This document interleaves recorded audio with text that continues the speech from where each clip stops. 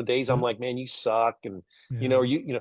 and I tell everybody the same thing, right? Some days you and I both feel like we could run Fortune 500 companies. And then Hmm. there are days, hours that you don't think you could run a deadgum lemonade stand in your Right. backyard. Right. And that's where, but I think, and I talk about foundation. And so I'm really working on building. So if somebody comes at me, I've got such a structure of working out the Bible, talking to God, like he's right in the room with me. Hmm. And I then I love it. bring this in. So if somebody comes at me, I'm ready. Like, Yeah. bring it on, cowboy, because me and you're going toe to toe because I've already built this massive foundation. Welcome to Sharpen the Spear podcast, where we help manufacturing executives command the front and win the floor. I'm Richard Walsh, creator of the Sharpened Impact methodology, and I spent decades helping leaders transform frontline teams, unlock hidden profit, and capture capacity they didn't even know they had. If you want to see where your leadership gaps are costing you and how to fix them, head over to grittolead.com and run the free Sharpened Impact Simulator today. Let's sharpen your edge and get started. And we are back on STS Sharpen the Spear podcast with another incredible guest, because that's all I get is incredible guests. And Larry Dix is with us today. Larry G Dix. I'll give you the full introduction, Larry, but you're going to do the real introduction because no one knows Larry better than Larry. So Larry, give us that backstory, bring us up to speed, and we will get into a great conversation. I was just a regular guy, grew up in a small town in Texas, ended up in Virginia many years ago. And I got a great story of how I kind of, I graduated 142 out of 147 in my class. Obviously, things weren't going to go real well for me in college, which I didn't go to. And I just started working. And I've been an entrepreneur in my mind. But, you and I, before we had that term, it was called a business guy. And I've been wanting to be a business guy since I was about 15 years old. And I got really good at sales very quickly, and I just kind of catapulted. And fast forward, now I'm a 62-year-old overnight success. Been owned a manufacturing company for almost 26 years now, and I'm big into real estate. And I raise beef cattle as well on my 186-acre farm in Virginia. And I race Porsche GT3 Cups up and down the Eastern Seaboard. And I'm just constant. And now I'm, doing podcasting. I've got my first book, Born or Made, came out in March, and I'm almost finished my second book, Built and Not Born. And I'm trying to really work hard on being a great keynote speaker with all my stories. And that's kind of where I'm at. And I'm doing coaching and things like that as well. But my big focus now is really just, I want to be a keynote speaker. So that's kind of where I'm at today. And I still run my manufacturing operation day to day. That's awesome. That is awesome. You are doing some stuff. Do you ever race at Road America here in Wisconsin? No, no, I Okay, have that's not. a I've done road Road track. Atlanta, Yeah. So, Sebring. I've done all the ones, pretty much all the big ones up and down, VIR. are you familiar with Road America? Have you heard about it? Yeah. Oh, yeah. Oh, absolutely. Oh Yeah. man, what a track. Yeah. Oh, yeah. What? Oh, it's just, That's a blessing to get to run in one of those. man, hang out those on the weekends. A vintage, friends of mine do the vintage races. That's kind of what mine is. I'm not racing, real race cars. I Right. call it kind of the old man circuit. Right. We're racing, we're doing 150, 170 miles an Yep. hour, but you don't bump doors. If you get collisions, we got cameras, and they'll send your butt home. So yeah, nobody wants to get hurt. Yeah, it's just it's a hobby. It's it. Okay. That's we're right. not trying to kill each other. Okay. We're just, And it's out there, not insured. That's right. That's right. It's not an inexpensive sport, no matter how No. you're doing it. Okay. So, No, that's right. You want to take care of your ride. That's for sure. Well, but Yeah, I love Geico it. So doesn't help you out when you wreck. That's right. They don't, no lizards coming to your No. help. Okay. But I love it. I just love it. I love when I'm not a huge hobby guy. I'm very business, and that's like my hobby. Yep. Like growing business and doing new things and stuff. So, I mean, I shoot. I like to shoot. I fight. I don't fight anymore. I train and stuff. So it's a little great. But I think that's one of those keys, Larry, going for the activity level. You know what I mean by that? I mean everything you're doing. You just gave us a nice string of things you've done. We're in the same camp. I like to call myself. I like to start things with my things. Does anyone understand what 1.7 means? Do you know what 1.7 means? No, I do not. No, tell me. That was my grade point average in high school. So you're right there with me. I don't even know if I had a one in front of mine. I mean, I was bad in school. But here's how I got by. I hung out with the smartest kids in school. So That's good. So you were everyone smart. thought, no, they thought I was smart. I was No, smart in a different way. Okay. But that's what I mean. really cool story. So me and my buddy Victor, who's like Mr. 4.4 whatever, those guys that check their grade point average Oh every yeah. 30 days. Well, he's that. So he goes, well, come with me. Let's go check our grade point averages. I'm like, oh, this is going to be awesome. So we go and he gets his and it's 4.1 or 2 or whatever it is. And then he's like, okay, so pull up his, and the lady pulls it up. She goes, 1.7, and this is senior year, right? This is like halfway through senior year. Yeah, And he's you're like, done. he goes, no, that's not his. You got to look for his. And I go, I go, Victor, dude, that's mine. He goes, there's no way. I go, dude, have you ever seen me take a book home? I go, dude, I don't do homework, man. I'm just here. So it was kind of funny, and you get all those same stories, you're not gonna be this, you're not gonna be that, whatever, Oh yeah. and we love those, right? Because success is Oh our greatest man. revenge, right? So, Absolutely. I mean, I had a guy when I'm 17 years old. My dad was always, I saw my dad graduate from college when I was 12 years old. Very disciplined man. Education was important because he grew up in dirt floor poor, literally sleeping right. under people's houses. And I had this guy who worked at a big IT company. And this was back in the late, a little bit early 80s. And this guy came up to me and he goes, "Guys, Larry," and I was a very nice kid. And he Right. comes up to me and goes, "Larry," he goes, "I understand you're not going to college." And I said, "No, sir, I'm not." And he goes, "I just want you to know you're the dumbest MFer." He literally called me that. This is like a Yeah. 40-year-old man. He's like, when you're Yeah. 17, he's like dirt, right? Yeah. Yeah. And he goes, "You're the dumbest MFer I've ever met for not going to college." And I didn't say anything to him. And, I carried that as a chip on my shoulder for a very, very long time. Now I would like to go up and shake his hand and tell him thank you. Because I remember this, as soon as he said that, I'm like, I'm going to make more money than you ever made. That Yeah, was just kind brother. of my motivation. And I was like, screw that guy. Yeah. And I had that. I remember it like yesterday. Yeah, I love that. I love that. I had the same thing, you don't have any talent, you don't have any art. You can't be an artist, can't be this. I'm like, okay, whatever. I went in the Marine Corps, got out of that. I'm a boxer. I'm a black belt. I'm building businesses, and growing land. Now I'm a world class, steel sculptor. Taught myself, and I remember doing this huge project. And I'm thinking one day, just like that, just like you were. I was thinking about these teachers telling me how I'm not going to be anything. I go, I made more on one commission than you probably make in 15 years of working. Absolutely. I'm like, and it's just a momentary thought, just a glance back going, I'm okay. And you're not It's like, miserable. And the other thing, right. what you're saying is they don't make any money and they're all miserable, That's right. right? They And hate I'm their like, jobs. yeah, I control my future, my destiny. I don't have any ceilings. That's Because right. that's my big None. thing, Larry. I don't know how you are about this, but there's something about someone telling me how much I can earn that really cranks my soul. Okay. It's like, and I have people, brag, oh, I'm a union guy and I can make $34 an hour or whatever it is. I go, yeah, but you can't make 35 or That's right. You're 36. capped. There's a ceiling. I go, I can't operate that way. Okay. No, you have no limit. You can make as Yeah. much or as little as you choose, and it's your comfort zone, whatever that is. Yeah. And and I'm not driven by money. I'm I'm driven not by, anymore. I used to be. yeah. Oh Well, tell me yeah. about that because I'm only on accomplishment. Okay. And I'm not Yeah, no, saying I that's a was. great way to do it. Yeah, I don't even know where it came from. I grew up, as we were a very middle class kid, I mean, I didn't do anything special. And I don't know where it came from because, you think about 1970s, you got to see a newspaper if you were lucky, maybe a magazine. I mean, you didn't have access, but I just had this kind of inner drive. And so I buy my dad, mom and dad let me buy a dog. I buy a Cocker Spaniel when I'm 15. Don't ask me why I bought a Cocker Spaniel, but I thought they were beautiful. And guess what I named it? Million. Now think about that. You're 16 years old. You don't even know what $1 million is. Right. And I was just that way. And then later in life, I learned that I was very motivated by, but then it became, it was the sell, it was the deal, it was the build, it was the failures and just the going through. And I transferred all that into my life now. And that's the way, with everything I do, like yours probably the same is I'm very disciplined. I get up at 4 o'clock every day. I Yeah. work See? out an Yeah. hour to an hour and 45 minutes every day.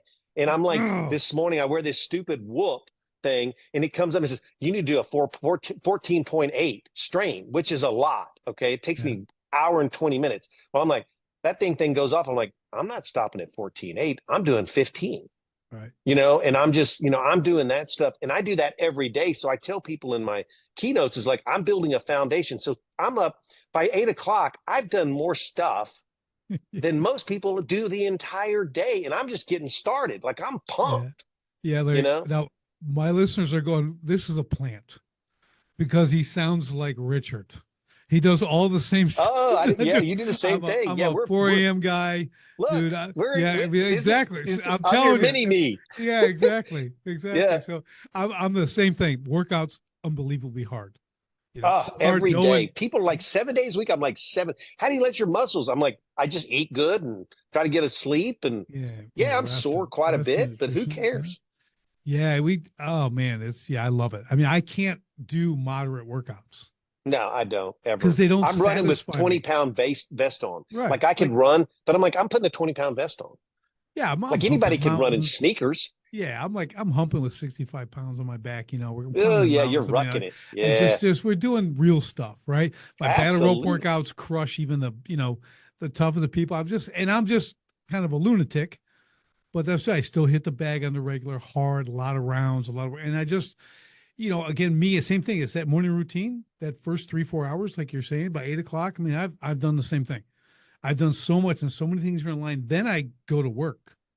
Okay. That's same So with I'm me. like, we was like, I had this full regiment, man, because we are defined by our rituals, and if I believe that. I was helping a guy the other day, like, you got to get this dialed in. You got that And they don't think morning. they can. And people, I was talking Yeah. to somebody earlier today and like, well, I'm like, just get up earlier. And he goes, well, I'm this. I'm like, and go to bed earlier. I mean, Yeah. whatever, Well, but you can do it. You gotta make it a priority. And that's a very high priority for me. yeah. And here's the thing. I give people science. I give them all kinds of reasons. Okay. The one thing that isn't scientific, it's just a statement I have. If you hit the snooze alarm, you know what you are? A loser. Okay.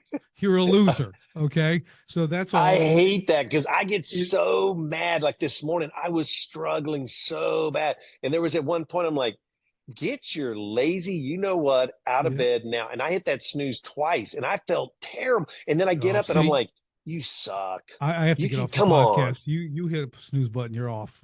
The show's over. It's Show's like over. I Okay. struggled this morning. I was so mad, but I was So mad at myself. so I don't use an alarm clock. Oh, geez, And I I can have to wake up do at that. 4 a.m. every day.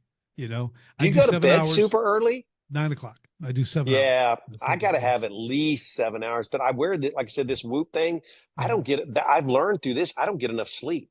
So Hmm. I'm really working I on trying to get the sleep in. I used to be a 4 hour a night guy Oh, I for a can't. long No. time. So I had a gym. Mm-mm. I owned a gym, right? We did all this body weight Hmm. training, all this stuff. So I had it was boot camp style training. So Yeah. I'm a Marine, so I only hired Marines, and we all trained. So one of my guys, Mike, he's just like, hey, why don't you try 7 hours? Just try it. And I go, I'm coachable.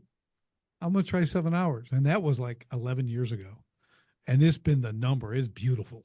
I'm like seven. I I'm can't do eight. finding, Yeah. yeah, I can do 8. I can do 8 sometimes. I don't do 8, but 7 works for me. Like this morning, because with this thing tracks you, my circle is about 88%. Well, when I don't get to sleep, it'll drop to 40.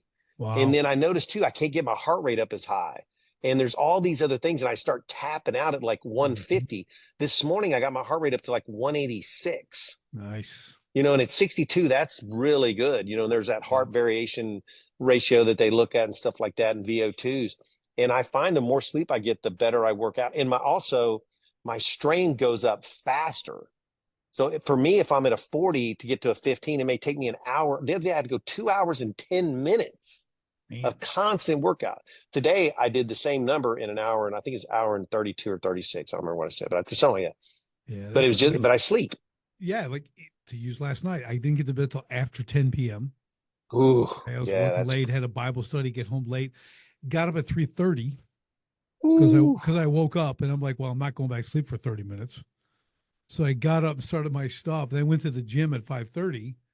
Okay. And then I'm like, I just, I'm like, I don't, you just said you could sense the fatigue in the Oh, workout. So I yeah. altered my workout from the one I was going to do, got through it, got the sweat going, went hard. It wasn't my greatest. I mean, I have great workouts this week, Monday, Tuesday, Wednesday, crushed it every Killed it. day. Yeah. Like, Yeah. man, like PR stuff. Like, okay. And then Thursday, I took a rest day. Okay, that's what I usually do. Do three, do one, then two. So I do a 5 day, and today was like, but in my system, Larry, this is what I do. At night, never make a decision for the morning. Whether I'm too tired, I'm going to work out, I'm not going to work out, I'm too beat, I'm not going to work. Never say that. Okay. Get up at 4, whatever time I get up, do my routine, drink my functional mushroom coffee. I do 32 ounces of water right when I get up. I slam it Yep, I within do. 5 minutes. 16 ounces. Yep. Boom. So I do 32, then I do two cups of coffee. I study, do my Bible study. I'm doing this stuff, just sipping that functional mushroom coffee. Great. All right. Until cup number 2 is finished, no decisions are made. When cup 2 is So finished, no emails. You're not looking at no anything. nothing. Nope. Okay. Nope. All right. Just studying the word. I'm in the Bible, right? So I'm just doing that, not talking to anyone. Finish the second cup and just go, time to go to the gym. Okay. And now I'm going to the gym and I have the next step for me. I'm only committed to the warm up. That's all I'm committed to. Really? So I go, I'm just going to go do the warm up. Okay. And if I still feel like crap, okay, I can call it. Okay. I can say it, not today. It's going to be a rest day or whatever. It's never happened. It's as soon as I break a sweat, I'm in. Okay. So if I get my 10-minute plus I warm like up, to sweat. I am into the workout. I'm hitting the bag. I'm doing 6 3-minute rounds. I'm doing touching. I'm doing all this different stuff in the rope. And so like but those steps for me as part of the risk was like, because if you had the smaller commitments, because if I'm telling myself the night before I'm going to do the hardest workout of my life tomorrow, that's not super motivating for my sleep patterns and everything, So I'm like, I just learned over time, like we know our bodies, right? Because we train a lot. And like, that is my routine. It's beautiful. And it's just every day is like you go to the gym. So I read my Bible when I get to so I have a gym at my house and everything I do is pretty much functional. Kettlebells. I got a bunch of stuff, but I don't have any barbells or anything like that. So everything I do is functional. Yep. And I come to my barn and then that's when I read my Bible. So I just finished Revelations and then now I'm on Joshua today. I started reading Joshua today because I'm reading. I'm doing a keynote next week, and Joshua's in that. Be strong. Oh and yeah, courageous, be strong, brother. courageous. There it is, Joshua. So I do that every day. But one of the things I started doing to tell your listeners, and this is working for me, is as soon as my alarm goes off, I hit it. I get up. I put my feet on the ground. I bow my head, and I pray right then. Bam. So I pray before I get out of bed. My 2 things are the first 2 things I say is I want to be like David, a man after God's own heart, and I want to have the faith of a mustard seed to try to set the tone. And then I go through a bunch of the other stuff. But then when I get finished working out, I go sit in my sauna and I turn the lights out. I turn all my music off in my barn and I sit in there. And then that's when I pray in the dark while I'm sweating. So I pray twice. And then I get into a cold plunge after that. And that's been my consistency and changed everything for me. First, I started Bible reading consistently. And then when I started praying when I got up, I don't know what it did, but man, and I've only been doing that for maybe 90-ish days. And it changed my whole attitude before I got to the Bible. Dude, you are bringing the Holy Spirit into you first thing. That's what we're supposed to do. That's what I feel like all of a sudden. So now I'm like, and I try, and I feel like too, because then I pray again. I've already got the crazy thoughts, like, and I mean, I'm a mind case like everybody, days I'm like, man, you suck. And, and I tell everybody the same thing, right? Some days you and I both feel like we could run Fortune 500 companies. And then there are days, hours that you don't think you could run a deadgum lemonade stand in your backyard. Right. And that's where, but I think, and I talk about foundation. And so I'm really working on building. So if somebody comes at me, I've got such a structure of working out the Bible, talking to God, like he's right in the room with me. And then I bring this in. So if somebody comes at me, I'm ready. Like, bring it on, cowboy, because me and you're going toe to toe because I've already built this massive foundation. You're on your second cup of coffee. Right. And that's the way I look at it now. And it just changed everything. It's so good to hear. It's just, I love it. I mean, I try to walk people through this all the time, like it's that, it's that commitment, right? Commitment. That focus, is a commitment to this. I do the same thing. So I do a Bible in a year, then I study. I usually get about an hour and a half of the word in the morning before I go to the gym, right? I'm up before doing that. That's so impressive. Yeah. And it's just, again, ritual, habit. Okay. No one's up at 4:00. I have 6 kids. And a wife. Wow. Yeah. But no one's up. I mean, a lot of them, they're older now and growing, but I mean, even then, no one's there. Man, that's some incredible time. So the people I know people love their sleep. Okay. But like But early, that early alone and watching the sun come up. I got this unbelievable. chair. I face the east with a window, man, and That's the it same with depends on the me. time of day. And it's like Yeah, just that is where it's at. And you just have this time to completely focus, to pray, right? Really connect in that. I mean, you can't. That is a straight keel for the day. You know what I mean? Like absolutely. you're You so just dialed in, man. And people who haven't experienced, like, whatever, yeah, okay. I go, I mean, you don't how have to many do anything. people watch the sunrise? Like I can't tell you. My house, my left Oh, side of my hundreds. house has a porch down the side, and a lot of times my wife this morning I rolled through there at 6, still dark. I'm walking up and Yeah. down my driveway. Sometimes I like to see the sun rise, and she scared the crud out of me. She's like, "Hey, good morning." I'm like, "Wow, what are you doing up this early?" But people never see like the most basic thing of watching the sunrise. Yeah. I And mean, it's spectacular. and you know, from the health standpoint, it's the best thing for you to watch the sun Your come up over the eyes, and then horizons. Same thing does with it the what do they call it? Circadian yeah, your circadian rhythms. But rhythm. It helps with that, but right? there's an infrared that you get that you need That's in what I your read. eyes. Like so you want to kind of minimize the sunglasses, but that early morning sun isn't going to blind you. No, it never does. And the sunset is the same thing. So check this It out. And goes through that filtration. I heard this from Laird Hamilton, the big wave surfer guy. You know, those I drink Huh? their coffee and all stuff. So he said, well, you know how magnificent the sunsets are and the sunrises? He goes, God made that for a reason. So you look at it because there's benefit. There's benefit to like, Yeah. sun gazing. Yeah. It's just, The simplest thing, right? yeah, it's Duh. like you don't even think about it, but you're like, No, man, and just because I'm on like country, right? So it's pretty open farm. So me too. that over the horizon, watch that sun come up, watch it go down. It's just, what a great way to start and end the day. My It's wife loves the sunrise, and then our other porch sits on the other side, so we can watch the when the sun sets. In our farm, before we renamed it, used to be called Sunset Farm oh, because wow. we have about 60 acres around us that's wide open fields. So Yeah. we get these huge horizons on both sides, and I just it's funny you say that because about being able to look at that because Yeah. one what threw me off was I was watching this guy, this preacher, and he talks about God in the Sermon on the Mount, and he talks about when you fast. He didn't say Right. if you fast, he said when. Right. So I started fasting. I saw this, and I'm like, so I've done 3 84-hour fasts and a 5-day fast in the last about 15 months. Nice. People don't talk about you hear it's kind of a cool thing right now, but God was talking about this 2,000 years ago. Yeah. And before, yeah, it's the Yeah, whole thing. before that, that's We just do Jesus. our church does a corporate fast January 1st for 3 weeks. We do a 3-week fast. 21 days. Yeah, So what 21 is that? days. So you do Yeah. liquid. So tell me Whatever, what you you could do do. whatever you want. So what I do, I do a juice. I'll do a juice fast. So freshly extracted juices, that's all I'm eating. Okay. So I do that. Some people fast sports. I don't know. People they fast whatever they really Okay. it's kind of what owns you. You Okay. know what I mean? Or let's put it Yeah. in the idol category. Yeah. Something Oh you yeah. perhaps Hmm. like it's turned into like you fast that. Entertainment. You cut the news out. Well, I cut the news out in 2009, did a 90-day fast on media and news, And the world still turned. and it still is because I haven't been back. And Yeah. it's got along I for quit 60. watching my TV like about Yep. 90, maybe 4 months ago. It's crazy. I don't, Yep. it's amazing. It's amazing. It's still the sun still came up this morning. That's what I It found was out. I'm like, amazing. I said, they really don't need my opinion. No, and they don't They ever really, ask. so I'm like, I was a talk radio guy and I get all wound up 10 hours a Yeah. day and working. And then someone just said, do 90 days. And I said, okay. And that was 2009.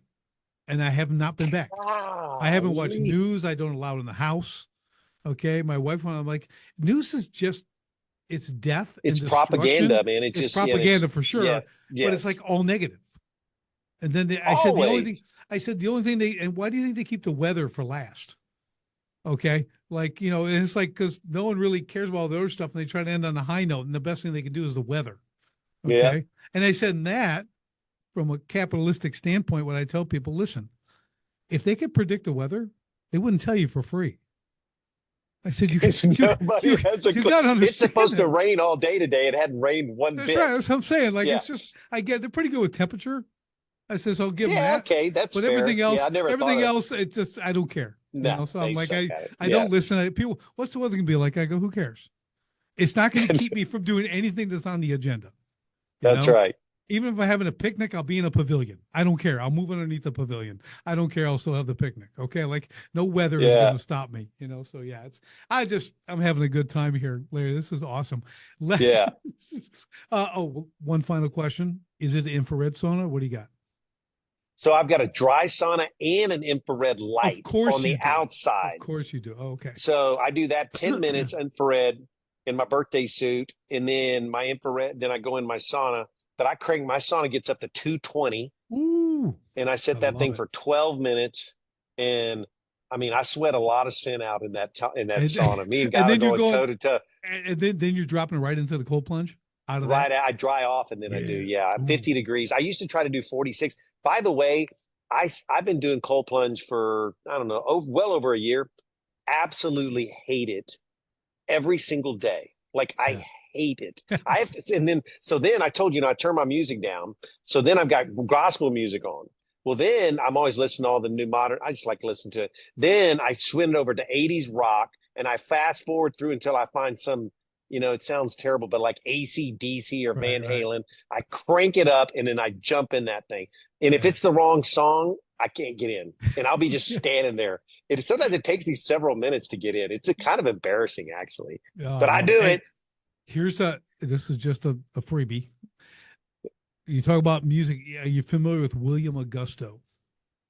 So I know the name, and no, I have no idea. Jump on YouTube, look for William Augusto soaking in his presence. Dude, it's instrumental. Dude, when you're praying and studying, dude, it's unbelievable. You're talking, it's amazing. William Augusto. Right. Just look that I got to write that down. Yeah, I'm going to write it down real quick. And, but you'll William Augusto. Augusto. Yeah. All right, got it. Yeah, I'll try to. I'll look it's like really it's 2-3 hours. Like straight. Okay, so and you can just but I just turn it on and man, you can get in the spirit, man. Because I'm in my barn. Things. You can see him behind me. So I'm up and I got a 16-foot ceiling barn, and so my gym and everything I keep all my cars down here, and I got a stereo system. I just crank it up, man. Yeah. Cheryl can hear it in the house. She sat on the side porch. She goes, "Guy, your radio's always." I'm like, "You always tell when I open the door." She goes, "Yeah, I know when you're coming out for your walk because all of a sudden I hear all your music." Yeah, I had that in my garage for the gym too, and I got mats and I got heavy bags and speed bags, and double end bags, and all my weights. I got everything else, same thing. How long did it take you to do the speed bag? I've got a speed bag. I try to do 1 minute on, 1 minute off, and I do struggling. I do 3 minutes and 3 minutes. I can't. But you got to remember, I've been doing it since like '87. So you can. So I'm still like. I'll send you videos. Boom, send me videos because like I go boom, boom, boom, boom, boom, boom, boom, boom, boom, boom, boom, boom, boom, and I can get about like this, and then it'll hit it and it'll go sideways, and then I'm trying to catch it over here, and it's hard. In the beginning you got to keep the hands up because you got to be able to get that timing. So if you start coming way down here and trying to come back, I do. Your timing gets totally off. You just got to be like, you got to stay up there. You got to stay up there. Yeah. Okay. Turn that over. It's hard. People don't realize that's hard. Yeah, it's good work. Get a double end bag too, so that thing's bouncing around. I'm real good at that, obviously. But I've been hitting the bag and boxing for whatever ever. So yeah, I'm terrible at it, but I'm trying. I'm trying to get better at it. That's all we can do. That's all we good. So let's talk a little bit about your business. You're in manufacturing. Give us some details. Give us kind of the backstory on that too, like how you actually got into the manufacturing industry.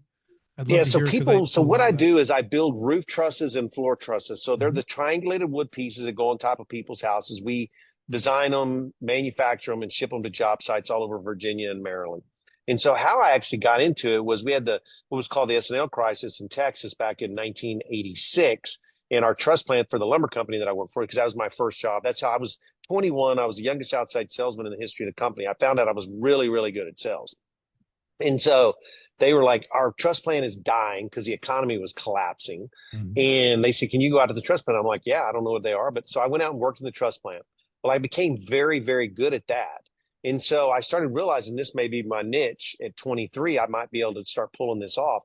And I ended up moving to St. Louis, then to Maryland, and then back to Texas. And this guy asked me, sitting there with the CEO of this big lumber company, and he goes, Larry, you're the only guy we have that has any trust experience. You're selling and stuff like that. Would you like to run a trust plan? I'm like, yeah, I think I'm like 26, 27. I'm a young kid, right? And he Yeah. says, okay. I said, yeah, I want to do it. He's paying me $28,000 a year. I'm like, holy cow, I'm making all this money. And this is like, 80, I guess would have been 89. I don't know. It wasn't even that. Hell, I don't remember anymore. Excuse my language. Yeah. So he hands me over a green bar and says, this is a P&L statement. And he says, this can be your report card. This is a true story. I said, so what does P&L stand for? And he goes, that's your profit and loss statement, Larry. Well, I knew at that point I need to learn this thing. So by the time I'm doing this 3 years, I know P&Ls, balance sheets, cash flow projection, inventory turns better than anybody. And I had to read, right? We didn't have access to the internet.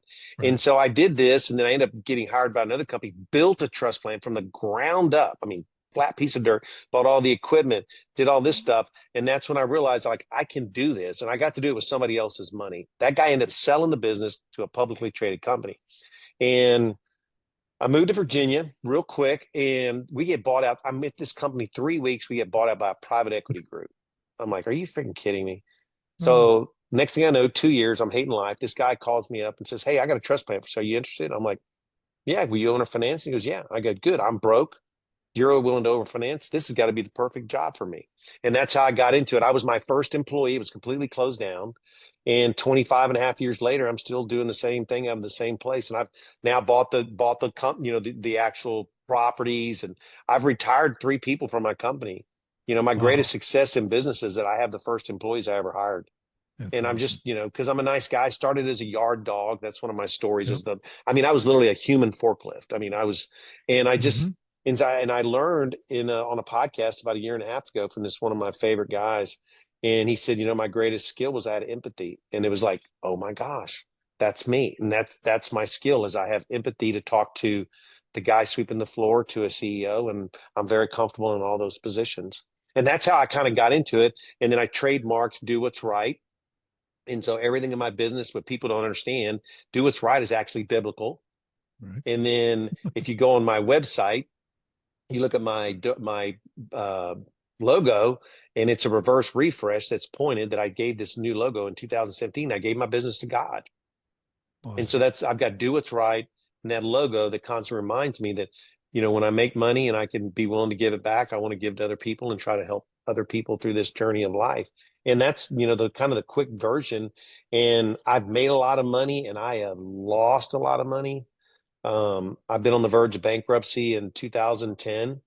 Like I was broke. I had 100,000 in assets and 2.2 million in the hole.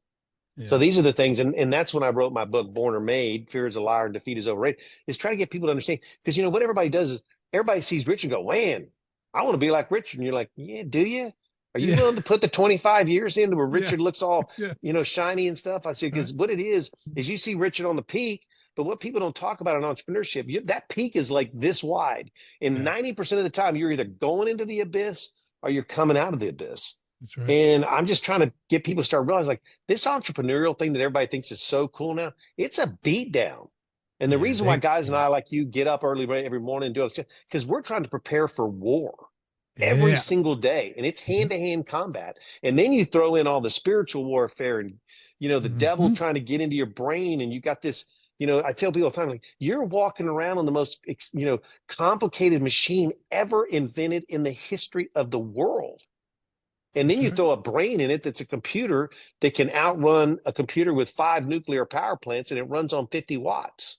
Yeah. This is a bad machine we're walking around in. But if you use it for bad, it's bad. But if you use that and convert it to good, you can do great things. And so anyway, I'll ramble forever. But yeah, I just got into this stuff. And, I've been in and out with God. And sometimes I'm close with God and sometimes I'm not. And I get very frustrated.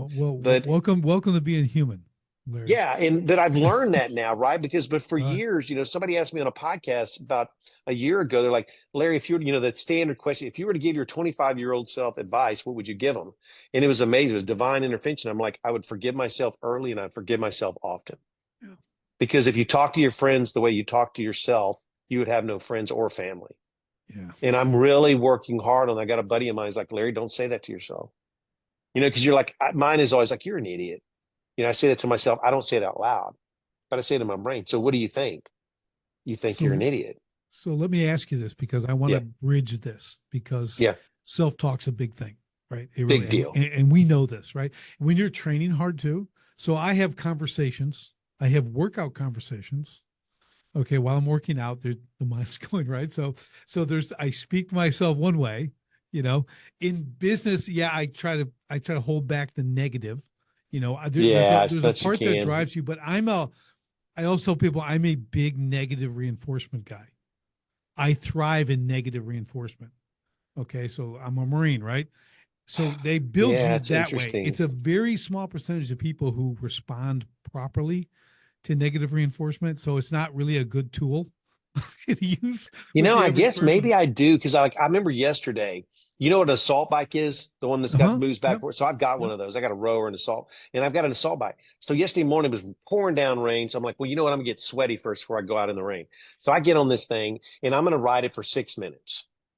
Then I'm like, you know what? You suck. You can do this. Mm, So next thing you right. know, I'm 12 minutes. Then the next thing you know, I'm like, I can do 21 minutes. And then I get to 21. Guess what? I got off that thing at 30 minutes. But Wow. I was negatively talking to myself because I'd be like, come on, your legs don't hurt that bad. You Yeah. can do I mean this. that. Yeah. Really, you That. wimp, push, Yeah. push, Yeah. push. Yeah. You like people at the gym. I'm hitting this heavy bag, and every shot is hard. I'm a busy for a heavyweight. No one throws as many punches as me, and I'm rocking this thing. And you'll hear me round 4, round 5, and I'm like, work. I'm just work, it's work. And I'm just like, it's not taking a break because the bag is swinging. Because people want to hold it. I go, don't hold the bag. It's an opponent. No opponent is going to stand there I'm and going to take a stand beating. there. Good Okay, so point. I'm working this thing like this, and I love it. But it's that same thing, and we have these big windows, and they overlook the river, you know. And I'm like, I'll see myself in those early, right? So you see a reflection from the light. I'm like, Oh, yeah. For the lights inside. let's go, Tubby. Let's go, Tubby. Man. We Tubby, gotta work, yeah. man. I was like, we gotta Yeah. work, man. You gotta work. Just even shadow boxing, it's the same thing. And I'm like, so I just that's to me, that's a driver. And like you said about the music, I listen to that. It's it's the right music that just energizes me for that. You know, I have music for all different things. I love all kinds of music. I have for all different things I apply it. Yeah, But I vary depending on sometimes the you days. know, I don't change during the workout, but yeah, I went on a real big Christian one lately. Before yeah. that, I was the '80s, and then I love George Strait, so I got on George. Oh, of Because you can get course. channels, right? Yeah, So I listened to George he's a Strait legend. for a long You're a time. So I Texas just kind guy. of vary. He's a legend. Yeah, I'm a Texan. He He's was right the from my home. first. He was the first country concert I ever went to in 1987 in Tucson. It was Oh, George he's Strait. big time. Well, he's big time now, man. He Yeah, but was in the man, '80s, man. 87 He was like was. so full transparent. I wasn't saved at the time at all, right? But so I get a little liquored up. Okay, we went from the bar. I was running the bar at the time. I was assistant manager, just coming out of the Marine Corps, and I mean, I got there. They started. He started singing. I don't even remember what. And I woke up. It was "Thank You, Good Night." Okay, and women were throwing their underwear on the stage, and I'm like, what happened? You know, it was just like, That's so so funny. that was the first concert. I just didn't hear much of it. That's all I'm saying, you know. But yeah, I kind of really got into country music back then when it was kind of turning, you know, and Hmm. George Strait kind of led that charge. Oh man. A And then little more Garth Brooks took contemporary. it to Oh a whole yeah, new level with his exactly. Yeah. concerts and stuff. Oh, look at Yeah, Brooks and I Paul. love George Strait though. He's my favorite. Yeah, that guy can, man, he can write some songs. He's He can just sing so some songs. good. Yeah, he's awesome. So that's man. So here's the thing on the self-talk. So we talked about the workout stuff. So and we're workout guys, so we could probably justify anything during the Oh yeah. workout. Okay. So whatever it takes to get through it, that's what we do. Now we'll flip it to the business kind of personal side because I will catch myself, you know, with like too much negativity, like, you know, kind of Yeah. beat my like, dude, you're just not performing, man. You're just like, it's been a Yeah. month. It's been a month, and you're tracking and you're trying. I'm like, and when you get older, I'm gonna air quote older. Okay, time Yeah. literally goes faster. I mean, they have Oh, for sure. Yeah. there's mathematical equations that prove that it goes faster. And I'm I'm like, convinced. and I'm like, it's been a month. I've done nothing. Now I've done things, but in my mind, it's like I've done nothing. You know, and that it's a real driver for me, but it also can set me back. You know, because well, I got to serve up my own beating. You know. Yeah, yeah. I'm writing it. I've got to do a fellowship breakfast next week, and I'm really nervous about first time I've actually got it in front of a group and I'm going to preach for the first time. And I talk about that, and I talk about God can change you where you are today. And it really hit home for me now that I'm like, because I'm like, you look back, because what I learned from, and you may have this problem too, and I try to talk to people about this because I've really figured this out. You focus on the gap and not the gain. And we spend our entire life in this middle void that just keeps us away from the positive. You can be very extremely negative, but there's all this time like, my business does $1 million, let's just say, but I should be doing 1.2. But you started with zero. So you should really be happy at 1 million. And and when I wrote this book, I started realizing like, I've actually done a lot. I know how to fly planes. I'm a pilot. I can do all kinds of stuff, but I'm always focused like, well, I don't have a big enough plane. Well, you got a plane, you dummy. You got a Porsche 911 GT3, cup sitting back here, but I don't have a GT3 streetcar. And so I'm really working hard now to try to not do that. And I focus on the positive things that I've done. I've raised 3 great children. I've been married for 41 years. A buddy of mine told me, I got a heart condition years ago. And the guy was like, and I had been on a pity party. I am like the king of pity parties. Like I got flowers, I got candles. I'm there. And he's like, man, Larry, that's awesome. I'm like, what do you mean? He goes, that means God's not done with you yet. He goes, you could have been riding your bike and just crashed from a massive heart attack. And I'm like, wow, never thought of it that way. Yeah. And so now I'm really, really working hard to focus on the gain and not the gap, because I can do that within a 30-minute time span. You may do it for a month. Some people may do it for a week. I can literally be the smartest business guy in the world, get on a call with a customer, I'm screwing up. We got the trusses wrong. We broke something, stuff like that. I hang up the phone and I'm like, I can't believe you know how to run a business. What are you doing? Go get a job. Right. Home Depot. So that's Home Depot it. needs you. Yeah. Lowe's. I'm always like, Lowe's is down the street. I'd be great at Lowe's. That's my plan B. Lowe's. That's my plan B. Yeah, Lowe's. That's what I tell people. I'm going to work at Lowe's. Yeah. Oh man. That's self-speech. Yeah. It really matters. And there's a great saying too, the gap between expectation and reality is disappointment. Okay. Right. So when you start, that's that gap. Yeah. That's exactly when you're talking about that gap, that's what it is. And you have to like first know it, but then it doesn't mean, well, you can't ever not, make your result that you were trying to get. It's like, you actually have to put that aside. Okay.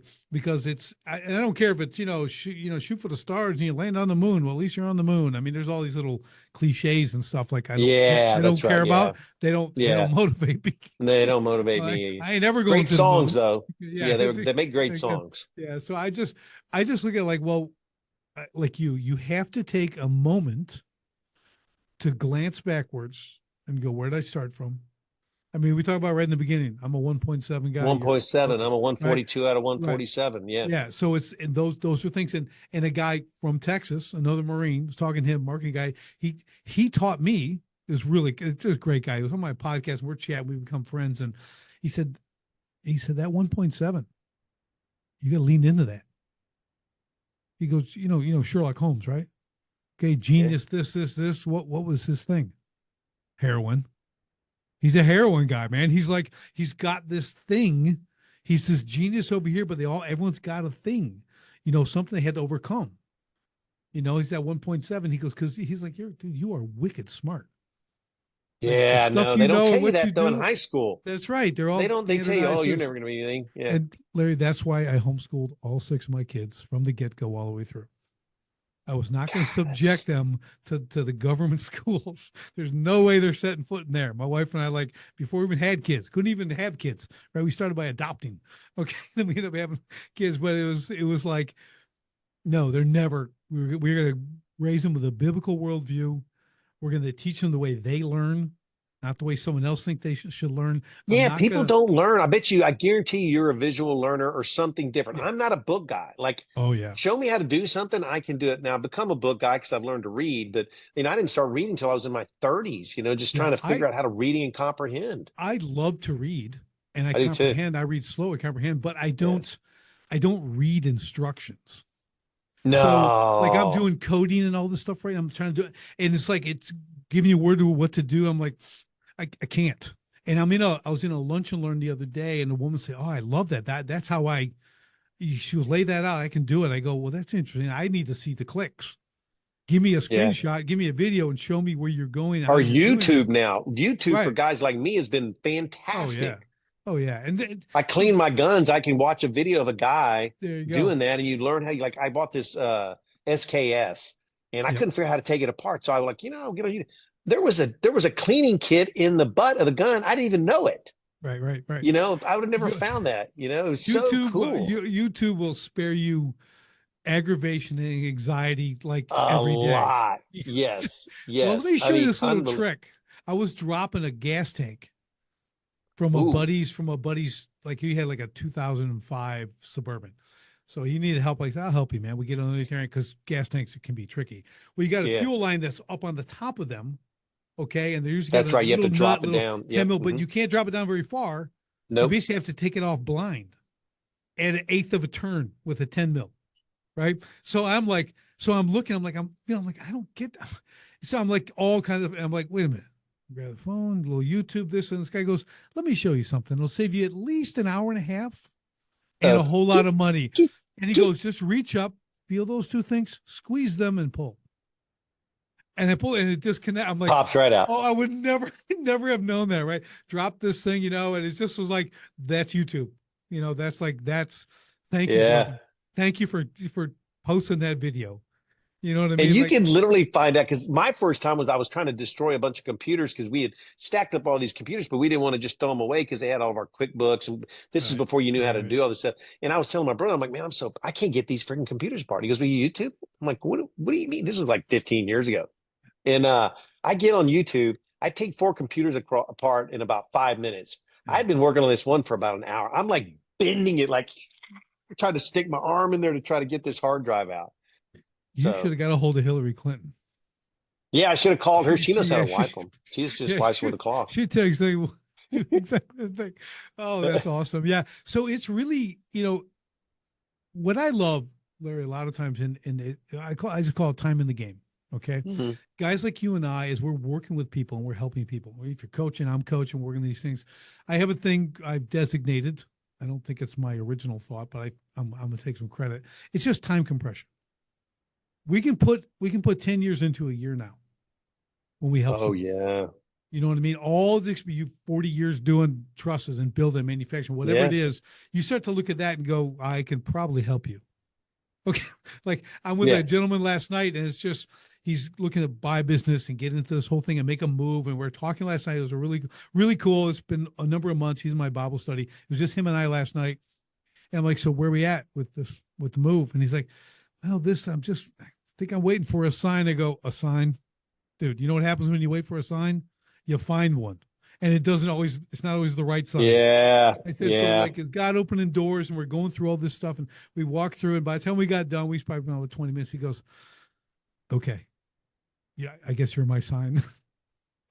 Like, yeah, that's right. I've been coaching them, just helping them. Like, hey, look at this, look at this. And nice. like, I go, it's time to go home and think about it, like for one more day. I said, but everything I just laid it. He goes, yeah, you laid everything out. It's all, God has laid it out for you, man. The timing's there. Yeah. You're the right guy for this. I go, but that's what all of us need to do. I need to go to a guy like Larry. I need to get at the table. There's wisdom in a multitude of counselors, right? Yeah. Like you got to talk to guys who have been there. That's where you get the time compression. We've made more mistakes than you're ever going to have successes. Okay. So that's why I'm very blessed. My dad's 82 and he's still alive. There's some nights I call my dad. I'll be like, Dad, man, what the heck? And he's like, well, son, this is what I did. And I call it the dumb tax. You and I have already paid a lot of dumb tax. Oh, yeah. So you might as well help other people and help them save from paying that tax, because it can be very expensive. And those are the ones you remember. Yeah, that's what I tell them. I save you from costly mistakes, bad decisions, possibly losing your whole business that you're going. Yeah. Like it's that's what happened to me. I ran out of money in 6 months. I didn't even have a line of credit. Yeah. Like I borrowed $250,000. My business plan said I needed 125. And I'm like, well, what could go wrong? Everything. Yeah. Like literally, I didn't even know how I was going to make payroll the next week. I was like, I was broke. Yeah. 08, 09, I'm $600,000 in debt. And I'm you're like, right there with me. And everything is crashing, right? Crashing. And I'm building custom water features and steel sculptures. You think that was a priority? in 08, 09. No, Okay. no, not over a food. People could do without that for a little while, and they did. Yeah. November 8th or November 5th of 2008, 500 grand I lost in a day. People just canceling. I mean, just done. Everyone's Just, clutching to their money. Remember, I mean, you kind of oh, had a hard time so by bad. 10, but it was horrible. I'm like, I hung up the phone, looked at my office man, and go, I think it's over. I don't know how it just that was the beginning of the cliff, and it kept going. I'm Oh, like, it was so bad. and here's the thing about wisdom. I want to share this quick story. You'll love this. So I have a client, my favorite client, best client, a multi-billionaire, greatest dude, just do stuff from all the time, from art to water features to whatever he wants. Like I'm his the guy, greatest self-made guy ever, right? Owns professional sports teams, the whole thing, manufacturing plants where he does all this stuff. Well, I go to him, yeah, like I need to talk to you. I'm like, I'm in some trouble. I'm like 600 grand in debt, like this, and we got this stuff. And he goes, listen, and he's looking at my stuff, my numbers. He says, if this was 50 or 100,000, I'd just give you a check. But it's 600,000. He goes, you could just file bankruptcy. And I go, well, I can't do that. He goes, why not? Yeah, that was me. And I go, I'm not gonna. Yeah, I've had these vendors for 10 years, 15 years. I'm like, I know them. I know I want to pay them. He goes, okay. He goes, so let's go through this. So there's nothing illegal about bankruptcy, but he goes, if you can pay them back, I go, I actually think I can. I think I can do it in like a year. I think I can pay them back. Like I'm really thinking I'm a pretty optimistic guy, right? So Yeah. I'm like, he goes, okay, well, let's say you do. Okay. So in a year, you pay them 600,000. Where are you going to be? I go, well, I guess zero. He goes, yeah, you'll be at zero. Right? You pay them, you're still at zero. If you file bankruptcy today, where will you be? I go, zero. Zero. He goes, and then you can make $600,000. Then where will you be? You'll have $600,000. 600,000 ahead. And I'm like, makes sense, right? Not to me. Yeah. Okay, 'cause I'm a little yeah. thick. I'm like, I can't do that. And I walked out. I'm like, I can't do it. Guess what? I paid back the 600,000. Yep. And then everything crashed. If I just had one normal year. So I look back at him and I'm like, Gary, everything he ever told me was right. And I just. So do you wish you would have gone, but you wish you would have filed bankruptcy? Yeah. Yeah. Yeah. Well, you know what? No, I'm going to take it back. Like at that time I did. Right Yeah. now, I wouldn't change a thing. Me neither. Yeah. I didn't file, but I was broke. I mean, I lost a business. I lost my home. I have 6 kids under 4 years old at the time. My wife, like, we're on the street. And like, okay, it's kind of really all over. We got to start over. And I did. But I learned it's too much to even talk about today, but greatest thing that ever happens. I mean, God will bring you to the rock bottom because I'm stinking thick. Okay. Like I am not. The 1.7 might have been working against me at that time, right? I was so prideful, so driven by ego. My business was my identity. Listen, I'm in magazines, I'm on TV, I win awards, I'm on committees for the city of Chicago, the mayor's hand picking me I'm everything. Just ask me. That's enough about me. Let's talk about me. I was all about me and maintaining that thing out front. It was my identity. So when it becomes your identity, this is what I warn business owners. When your business becomes who you are going to make some really bad decisions like that. Yeah. The guy's telling me exactly the way out. I'm all about me. I'm not going to screw that. I'm going to do this. And if I don't have this, who am I? So that full collapse. I'll share it real quick. I woke up one morning. So again, 6 little kids, 4 years old and younger. One day, my 4-year-old's running down the driveway, chasing my truck, crying because I'm leaving.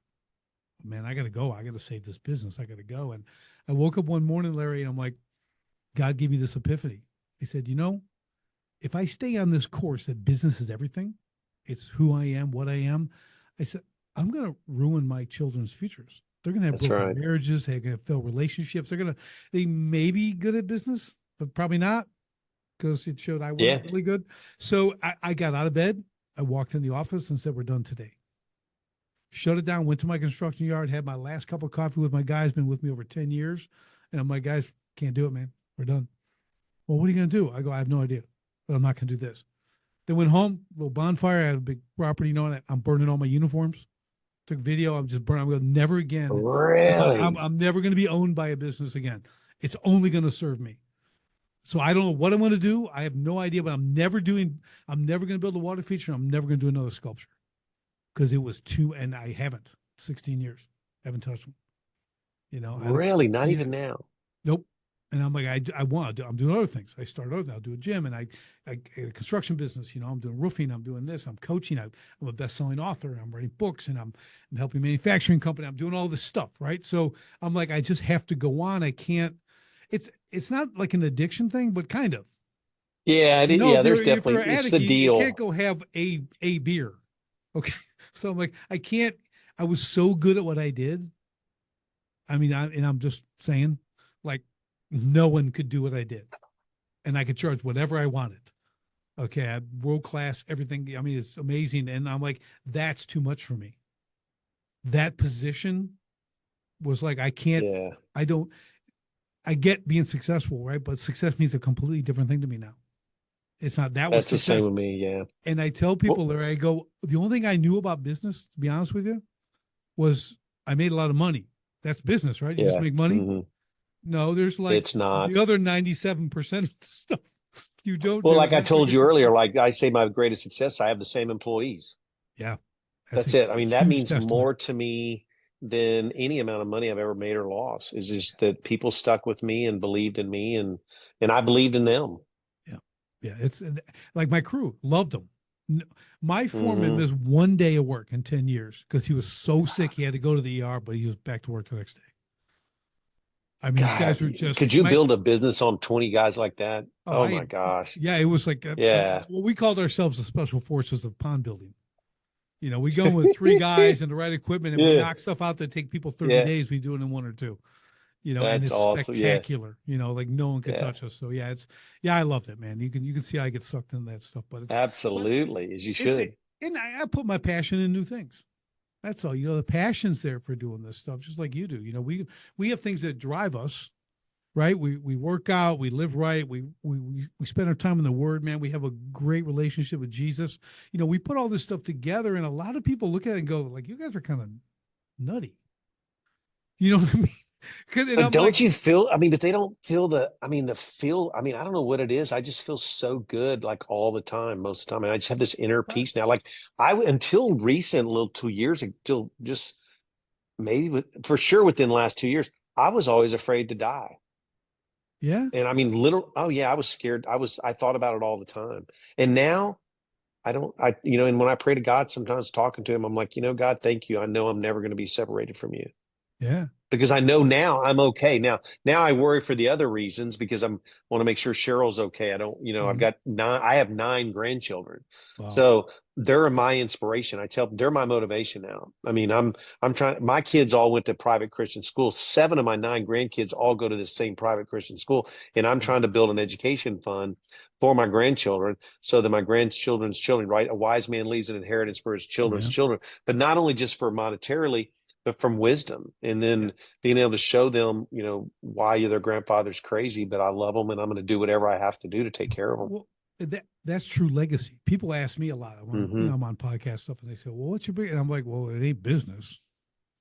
No, mine's my I grandchildren. go, Like it's my I kid. truly, Right. it's my grandkids because my kids are because children. I look at two things. I think old people and children who are we need to take care of. The guys in the middle, like me and you, heck Yeah. with them, they'll figure it Yeah. out. Yeah. But old people, like I care about old people and I care about children. My little grandson, my youngest one, is 4 months old. He has no say in anything. Like he Right. is as vulnerable as Yep. there is. So I feel like I have to figure out a way to take care of him, Yeah. Yeah. no matter what. I quote Psalm 127 a lot. Children are a heritage from the Lord, man. Lord, Blessed is the mighty man who's like, they're like arrows. Blessed is the mighty man whose quiver is full of them. Right. Like I tell them I tell my kids, I raise, but I'm a warrior. So I don't keep them in my quiver. I'm launching you guys. yeah, Okay. So my whole thing is like, I got you now, but then it's time to go.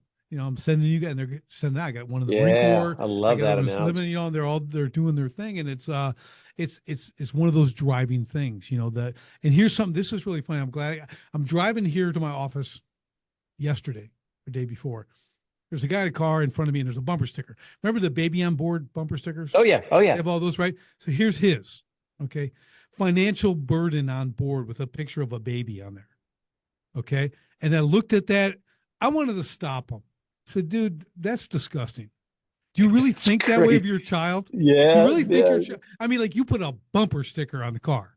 Okay. Yeah. It is kind of bad. That's Yeah. belief. Okay. When you're putting a Yeah. bumper sticker That's on, commitment. that's like, and I'm like, dude, I actually just felt really bad for him, even more so for his child. I'm like, I can't even Yeah. think of a child that way. Man, I had 6. Okay. Yeah, Like you're an amazing guy. but I can't say my kids kind of drove me crazy sometimes. I don't know. I feel bad, well, they're because supposed to. because I didn't have it figured out. And I'm not saying I do now, but I struggled with my kids, because I had to work hard. I kept them in school. I mean, I was filling vending machines at night for 3 years to keep Mhm. them in this private school. So in so many ways, I did feel them as a burden. And that changed for me when I had my first grandchild. And all of a sudden I'm like, and I tell people this all the time, like as a father who wasn't a very good dad, because I was a very driven, I spent way too much time working. But with grandkids now, I get to do it over, and Yes. maybe I'll get it right this time. So I've got one. She's like a year and a half. Yeah, a little They're over a year and so a half. much more fun. And here's the thing, and you're right, because and people are like, these guys are a couple of knuckleheads, but I'm like, I'm watching her, right? She's at the house all the time, and I'm like, I missed all that. The Oh, I did too. coolest little things that they do Things. and They learning and laugh. exploring. Yeah, oh, it's just like navigating stairs. We have like 3 steps up to go to the living room. And it's like that is It's like Mount Everest. it's the big thing, right? It's like how to Oh do it yeah. back down them. Then you watch her, and I'm like, this. I know it's like it seems almost mundane, but you like this is when you appreciate life. And I go, this is my second chance. That's mine. It's Like my because I second was building a chance. business too. I mean, I had the Same. epiphany and all that, but I had to Yeah. do things and I couldn't be around during that. My wife's doing all this stuff, and then we were homeschooling, and but that like I go, that is awesome. This is the You know what coolest. amazes me that I've learned? This is the most amazing thing to me now with grandkids, and this littlest one now I'm even is, and I've got a 3-year-old, and she is. Would they? How do they learn to talk? Yeah, Like I know. I'm all of a sudden in my brain now I'm like, how is she talking like this? Yeah, And now I'm just like, how did God create this mechanism that we don't go up there. Here's how you say this. You're like bird, right. water. Yeah, And then all of a sudden they're going water. And you're like, how does that work? yeah. And It that's the thing. Like this 3-year-old now, and she talks like she's 20. And yeah. I'm just looking at her the other day and I'm just like, how does this work? My kids, I don't remember any of them starting to talk. I barely remember any of them walking. Yeah. Now I'm like, man, look at Malachi. He is setting up so good. And I'm Yeah. watching, and I'm the whole time I'm like, he's got this head on him the size of a bowling ball, right? It weighs half of him. And he holds it up. Yeah, you And keep then he waiting for it to looks. fall over. Oh, he does. And they face plant. Like I Yeah, love when they got their legs crossed and next thing they're just like clunk yeah. and their faces on the floor. I Yeah, can't even do that. yeah. But yeah, It's awesome. So it's just again, these are those things that people talk about. Well, let's hit this real quick because yeah, anyone who's been an entrepreneur for 5 years, 10 years, 30 years, whatever, we've both been 30 plus, and everything else. But what do you always hear? The old work-life balance thing. You need that work-life balance. exists. That's what I tell. I go, listen, it's a fallacy. Okay. I mean, I do the 5 F's, right? I got faith, family, finance, fitness, freedom, or friendships, right? So I said, but you want balance? You only get a certain percentage of each. It's not equal. Nothing's Hmm. equal in It that. may equal a hundred, but it may Right. be here, it may be here and here with the Exactly. other. I mean, That's what yeah, I'm saying. It's out of balance, but I say if it's 10% on this on fitness, if I have a 10, if I focus the entire 10% on performing, I'm good. Okay. I work an hour a yeah, day. If I do an hour, okay, I'm not obsessed. I'm not trying to be in the gym 3, 4 hours a day. I'm not doing that, but I go in and I crush it for an hour, right? And then the rest of my fitness is nutrition, the hard yeah, part, the harder part. yeah. The harder part, yeah, I can suffer all day in the gym, but eating, stuffing stuff in my yeah, pie hole, that's a different story. So we talk about that because people they don't get it when you own a business. And I tell people, Larry, I'm always like, business can be a mistress. Okay. It's going to call to you. It's going to want your attention. It's going to want you to sneak out and be with it. Right. It's going to, before you go to sleep, that's Yeah. the last thing you think about. First thing you wake up, you're not praying. When you wake up, you're going, who's not showing up today? Okay. Yep. What's going to happen with, Emails, yeah, everything, sticking emails, email. Yeah.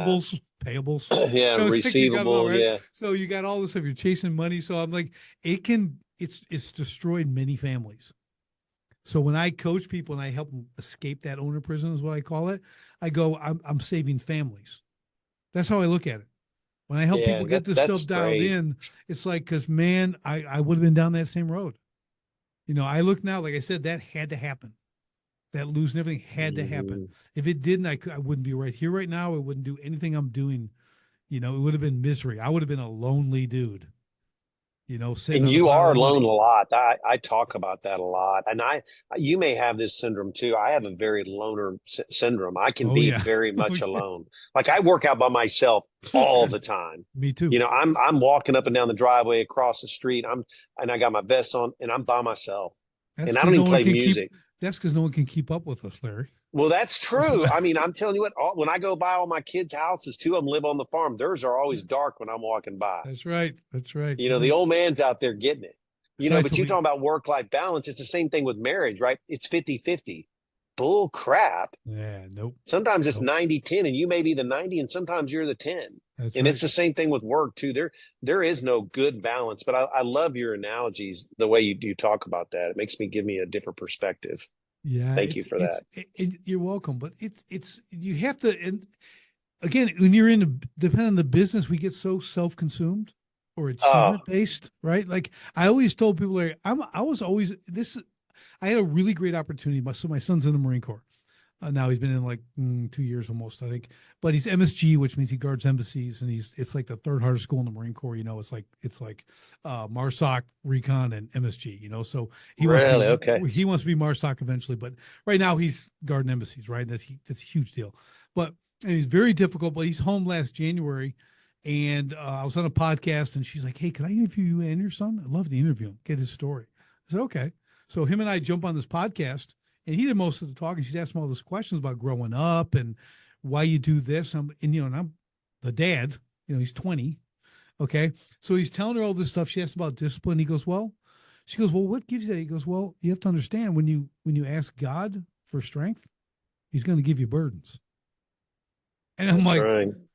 dang, man. So he just was going through this stuff, and we're like about 30 minutes in. I go, "Listen, I was just going to tell you this." I'm talking to her and him. I go, "The difference between me at 20 and you at 20," I go, Is all I cared about was the next great thing that I was going to do. My son, it's all about the future. He's going to do 6 years in the Corps. He's not going to get married, not going to have a family till he gets out. He's going to do everything he's always done. He's a goal setter. I mean, he's focused and he does what he's always about the future. I go, that was not me. Okay, I did great things, but that's all I cared about was checking the box. Got to go. It wasn't for anything except my own ego. I said, that's the difference. There's a Oh, for way. sure, man. I had the Yeah, gold necklace, and I mean, yeah, I yeah. was so arrogant. I look back at the first trust plan I ran.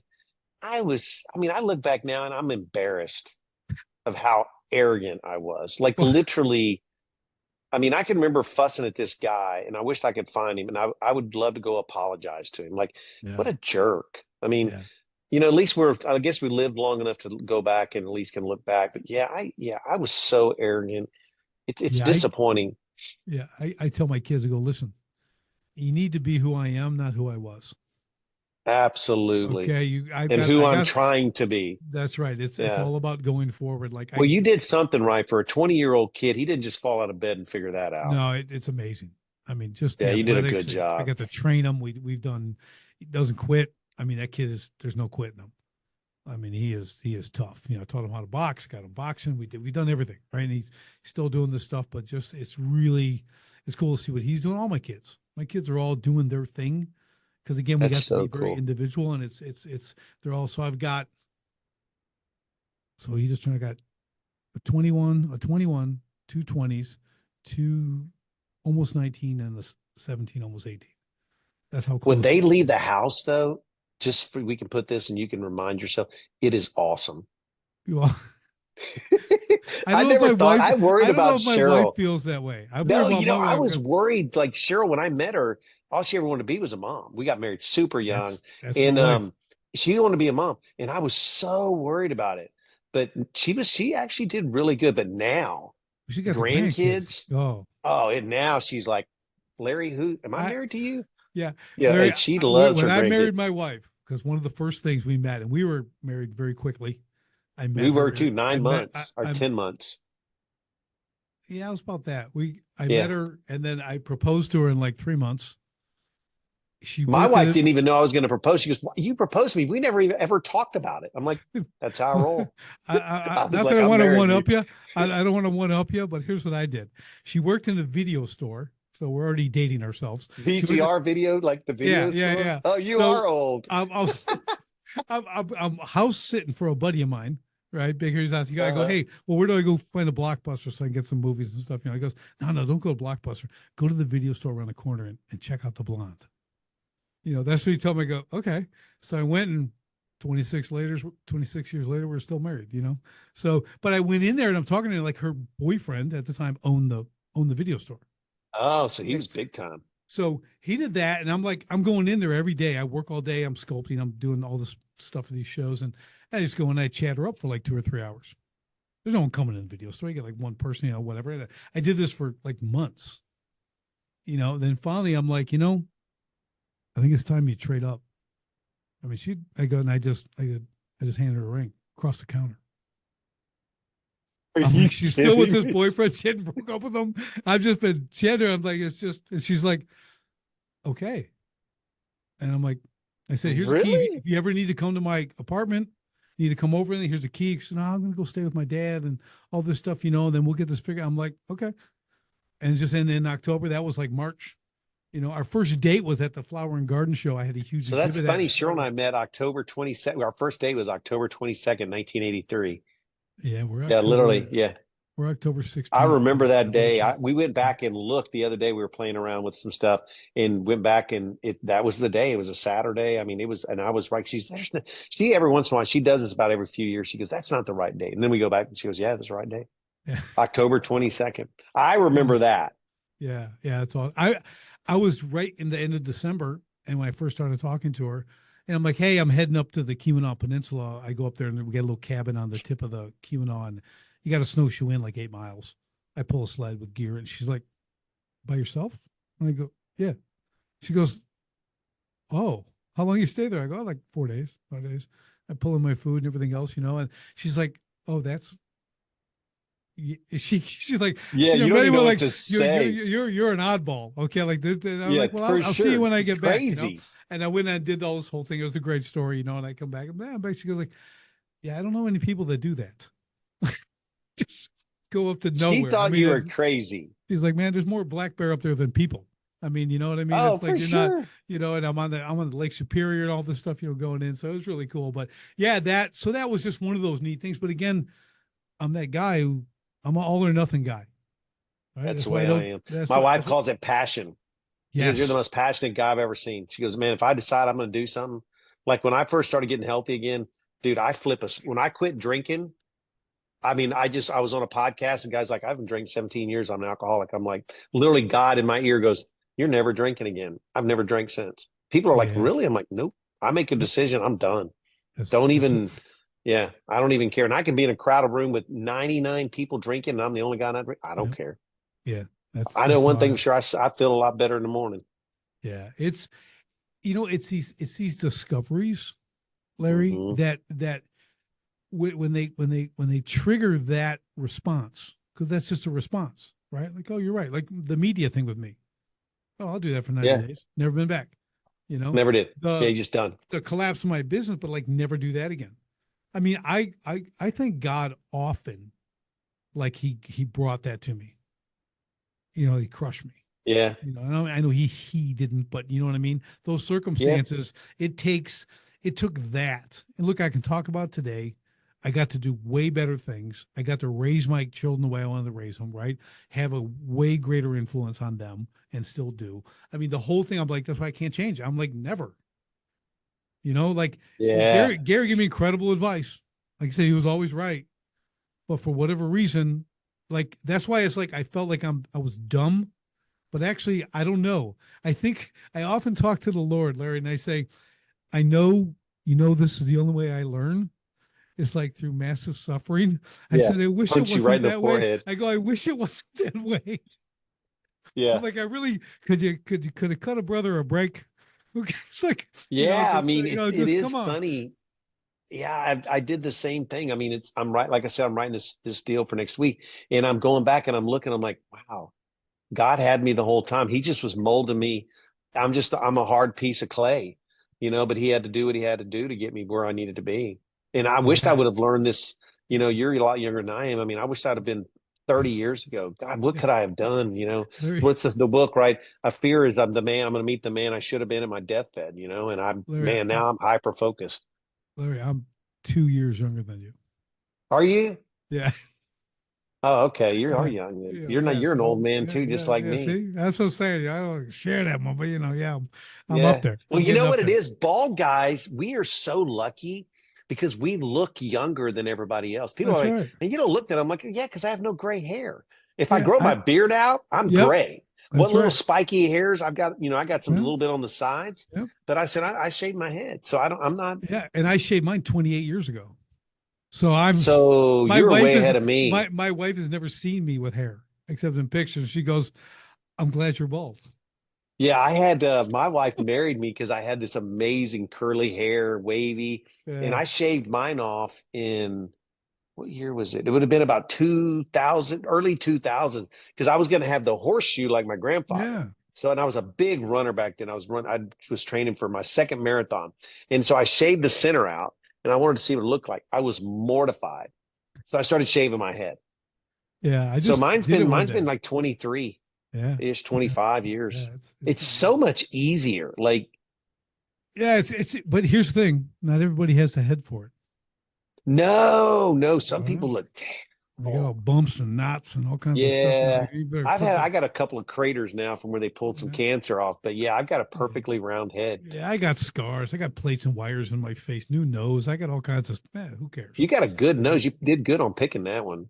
Well, that guy. I had the best plastic surgeon in the state of Arizona because it What was did you detached get from my punched in the face. face or did you crash? I had 7 breaks in my nose and it was detached from my face. Then I How? broke boxing.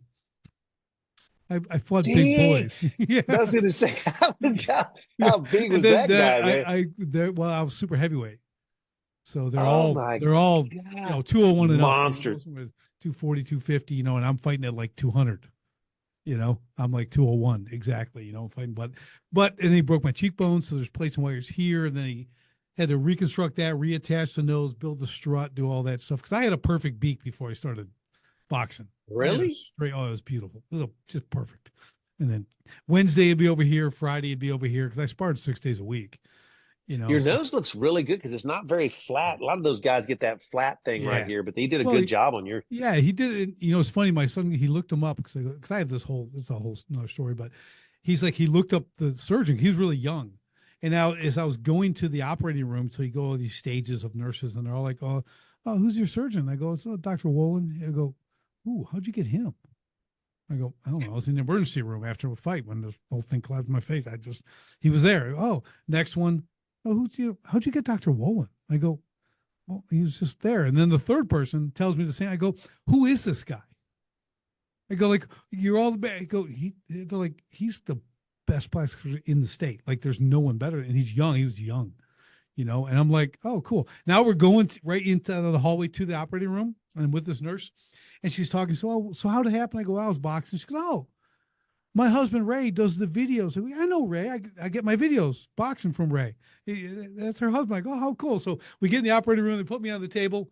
I'm laying there doing the anesthesia. She goes, okay, start counting backwards. And she's there, and the Dr. Wolin's there. And she goes, we're going to get you all fixed up and get you back in the ring, right? And the last thing I remember was Dr. Wolin looking at me and going, shaking his head, going, no way. He goes, no way. You get back.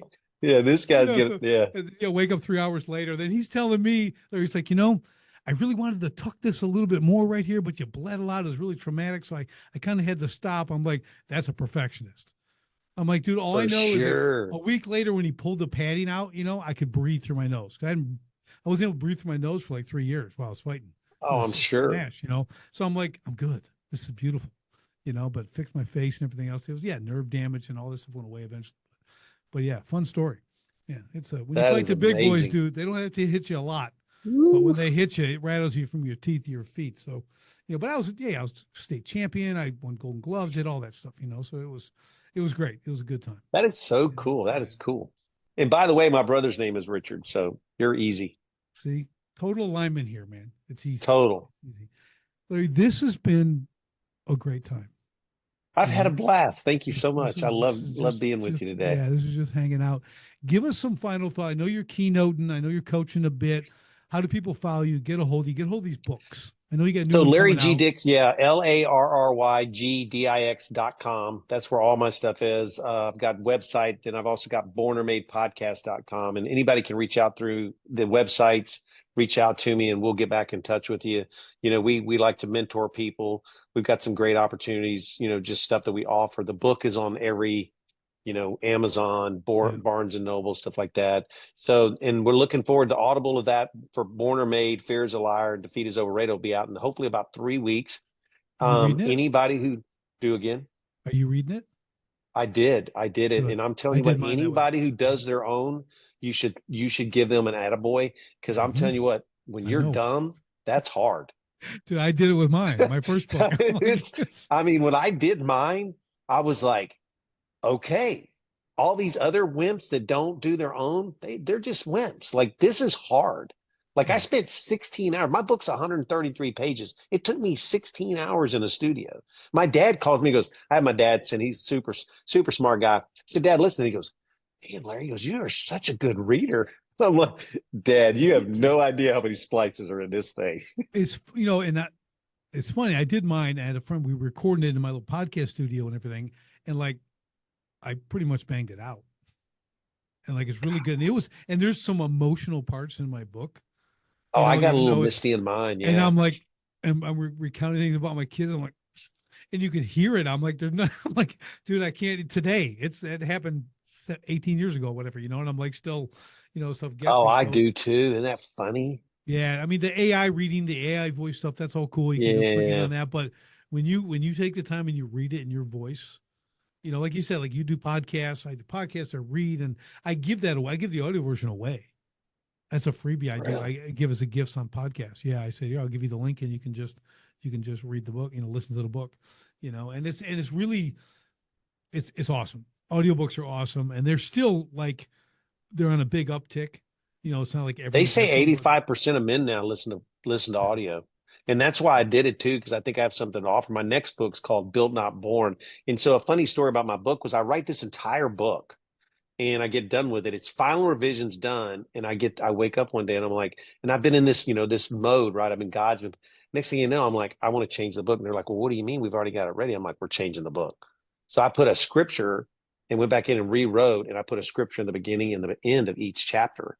And now my nice, next book is 100% biblically based. And I'm talking nice. about how God built us in his image, right? And so we're not born, we're really built into this image, born in God's image. And I'm putting Love this it. whole thing together. And, that's the thing, the power of just getting closer to God. And all of a sudden, if you would have told me that I would have been writing something like this, I would Mm-hmm. have laughed. I mean, I was in the back of a police car when I was 17, handcuffed. Yeah. I mean, I Yep. was not the Yep. guy you wanted to. Yep. I mean, I Yeah. was not the best kid, and It's now I'm like, I'm a straight it, shooter. And God that's put it in just me. it's just the power of Jesus. That's what it is. Yeah. I mean, Only Jesus can do that stuff. yeah. And, I feel so silly too. Like I'm literally reading, in John, I read John, then I went to Revelations. Revelations is, I mean, you get in Yeah. that one and try to Yeah. just That picture oof. these Oof. images of these, Yeah. I'll call them animals or creatures. Yeah. But, and I didn't even know, like Jesus did not say John 3:16. All Right. my life, I thought John 3:16 was in red. I'm like Yeah. looking at this thing. So I'm like, Yeah. Dix, what are you doing here, man? So I go back and look. He's Nicodemus. I don't really know who said it, but Nicodemus. And all of a sudden, I'm like, wow, I've got a lot to learn. That was just Yeah. another one of those moments that Yeah. God's like, buddy, you ain't even close to figuring this thing We. out. But I I felt was. so good about it. Well, it's the living Word of God. living. Literally, and you So live and you hear it when it's time for you to hear it. That's what's so amazing to I me. I come home last night from Bible study, and there's my son and his girlfriend. They're sitting on the outside on the patio outside, and we start talking about Bible study. Like, yeah, I'm coming. He goes, well, I want to do one. Not like young adult. He's 18, 19, and he's almost 19. He's like, I said, well, just start. You and Grant, Just just start. start. Start doing it. Then we started talking, and then his girl, she's a homeschool kid too, and really cool, really cool growing up. And we're chatting about something. We just get in these conversations about the same thing. It's like, dude, it's like because they're talking about. I go read a Bible in a year and do this, and they say, well, how many times have you, read? I go, well, like the Bible cover to cover. And they go, yeah. I go, 14 times. I'm on my 14th. Wow, I've only read it Okay. twice. But then I 14 study it. Yeah. Every year I read it. So it's like, and I read it a bunch of every. times before I started doing every year. So yeah. But then I Wow. study. I'm like, look, I have these studies and these apps, and I'm working with guys. I have 4,000 hours of listening to these studies. And I go, 4,000 hours. That's 2 years of Yeah. just if you worked 40 hours a Yeah. week. Yeah. I mean, it's like, but here's what I tell people, just like you talk about the audiobooks. So when I listen to a podcast, okay, and if everyone's not on video, you don't have to worry about what I'm doing because I'm doing nothing. I'm just sitting here. That's how I listen to a podcast. I can't do multiple things. Oh, I do mine riding on my I lawnmower. Yeah, I people do. mow. I get it, Yeah. but I'm like, I don't like if I read a book, I'm unavailable. Okay. Until the book is finished. Because I'm a Really? finisher. I'm a finisher. Okay. So I start something. I'm very intense in what I'm doing, very laser That's so focused. cool. I am not a multitasker of any sort. So I tell people, I go, listen, I commit to like 2 podcasts a week that I never miss, and it's the John Lovell Show, Warrior Poet Society, John Lovell, and then Okay. Curtis Bauer's Agenda Weekly. I go, you probably have never heard of maybe one or both, but I said, those two never miss, and That anyone is so else is cool. random. I'll do Yeah. other ones, but only if I have the dead, if it's 30 or an hour, I have to be able to like be not do anything for an hour. So Wow. if I'm That's committed to a okay. Huh. podcast, dude, and You got to block it out. yeah, but You got I'm to like, block out the time. to those, like, if you've got my attention for an hour, I'm not saying it's like this amazing thing. I'm some celebrity, but like I've committed to you and your podcast. Like you're legit. Like John Lovell is a legit dude. If you haven't heard anything about his book, War Nuh-uh. Opposed Society, you'd love it. I mean, that guy is, it's too much to talk about here, but huge appreciation. He's a pastor, started a church. He's got the whole thing, right? I mean, shooter, ranger, is a ranger, all this, the whole thing, but just an amazing man of God, just a That true is man so of God. cool. And that's who I give time to. I mean, I pay for their app. I subscribe to their, money. I give them money. So give them money so I can listen to them. Wow. Okay. And that's, to me, that's like, that's my commitment. You know what I mean? So, it's Wow. just, and I got a podcast. I'm on a bunch of podcasts. I love to listen to them and everything else. And I hope people listen to my stuff too, but my son, the Marine, he can listen to podcasts and do like 4 other things. And he was describing how you do it to me. And I'm like, dude, yeah, I'm lost. I can't do that. You can he can put things in compartments in his brain and like do things well. I'm like, dude, that's amazing. I mow on my farm. I just get on my zero turn. It takes me about 2 hours, a little over two Yeah, hours, and I just listen to podcasts I I'm could just probably do mowing. that too because mowing is Yeah, mowing's mowing. not. I mean, it's kind of like it's Yeah, brainless, right? I'm yeah. just, I can I almost just. drive without thinking too. I can drive my car without thinking. Yeah, sometimes when I Was that a drive for red light? whatever reason, yeah, that's my problem. I don't. I try to, but I got now I've gotten to where I just don't listen to anything in my car. I get in my car and I try to turn everything off, and I'm forcing myself to just Yeah. not have interference. That's been hard.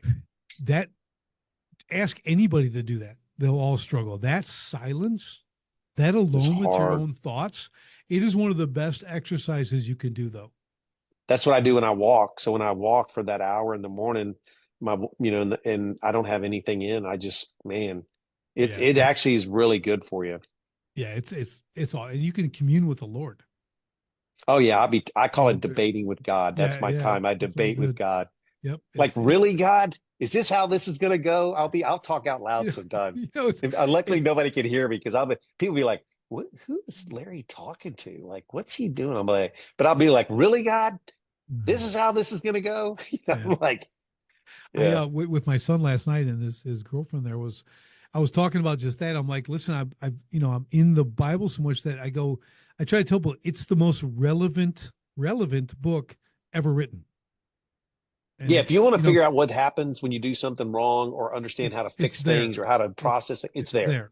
Right. So for me, I do biblical application throughout the day. So if you don't know the Bible, you're not catching my humor. Because I will tie it into a stuff in the book. Oh yeah, this is like David and it's up there on the roof. He can. Yeah. You know what I mean? I'm like, some people are like, Bathsheba. what? They're like, what? I go, never mind. But Yeah, but if forget you're it. into it, you get the humor, Oh, or I get that one. I Oh just yeah. I just connect, right? I connect all this stuff, and I can use those. I go, God, imagine if your pastor was an adulterer, a murderer, a thief, a liar. Imagine if that was the case. I go, oh yeah, He would be we're going unemployed. there. And I go, well, David was all that. King David. I mean, yeah, that's Man why after, I'm all man after about God's David, own man. heart, right? So it's Man like, after God's own heart. oh, I love that That's my when I'm favorite. reading the Bible, yeah, when you get in First, Second Samuel, going to it's just like, oh man, these goes. I know we're rambling here, but it's just to kill a lion and a bear with his bare hands. You think you're a I'd be bad lad? running. You think No, you're a bad I'm lad? I running. forget the other guy's name, but he went in the pit in the snow and killed a lion.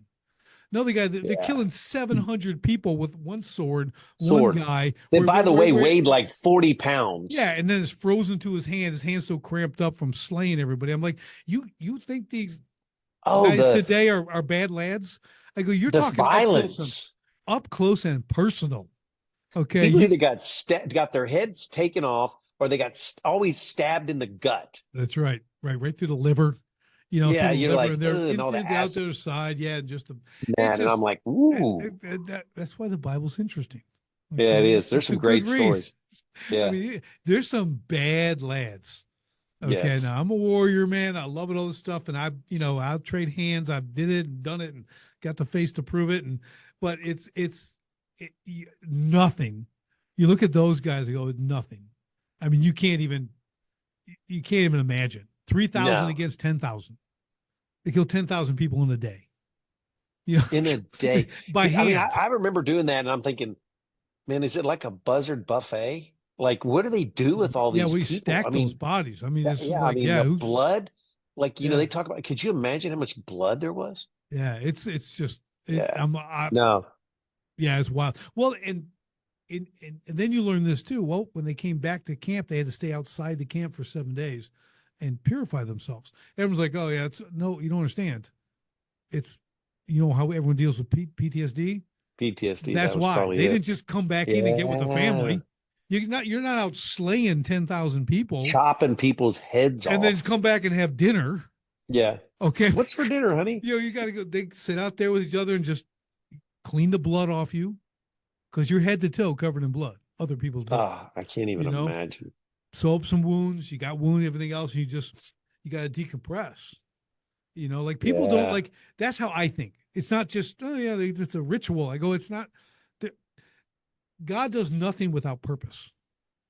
Okay, there's nothing that He commands that doesn't have a. That's true. Yeah. You know why they circumcised on the 8th day? It was like, no, who cares? Because vitamin K in your body is at the highest point on the 8th day. So when they circumcise, the fastest recovery, it's the healthiest time to do it. Like, think, it's just 8 days. No, it's because they didn't know you got this high amount of vitamin K in your body at 8 days. They just did what God told them. But science always proves the Bible right. Always. I know. Yeah. I love it. So it's fun. But yeah, just the stories and people, they all think it's like just stories. It's real stories for one. But man, you want to learn, you want to know who to be, how to be. The Bible's it. You want to be a man? You want to learn how to be a man? Yeah, I got a book for you. Go Bible. Okay. Like, man. Yeah. And I mean, if you can do it. Okay. Well, and the great thing about it, and more men need to understand this, is that the greatest men in the Bible were all warriors, but they were all broken men. They were men that didn't get it right. And that should give guys like me and you and all the other men in the world hope. It's it's the greatest thing about the Bible. What's really separates it from other religions, not just what Christ did in forgiveness, but we're all flawed men. And Every one of God us. used them all, even the evil kings, for good. You know, Hmm. David, we talk about David, Oh, big sinner, murderer, adulterer. But what was he also? A big repenter. Big repenter, man. He did this yeah. stuff He talked once. to God. I mean, he got on his face, man. He lost his child. Hmm. That child that he impregnated and he killed Uriah That's and right. everything else. Like, dude, and then you want a real man? Uriah comes back. David thinks, well, go sleep with Okay. your wife. Come on, man, go see her because she's pregnant. Then she'll think you're the father. And he tried that little game.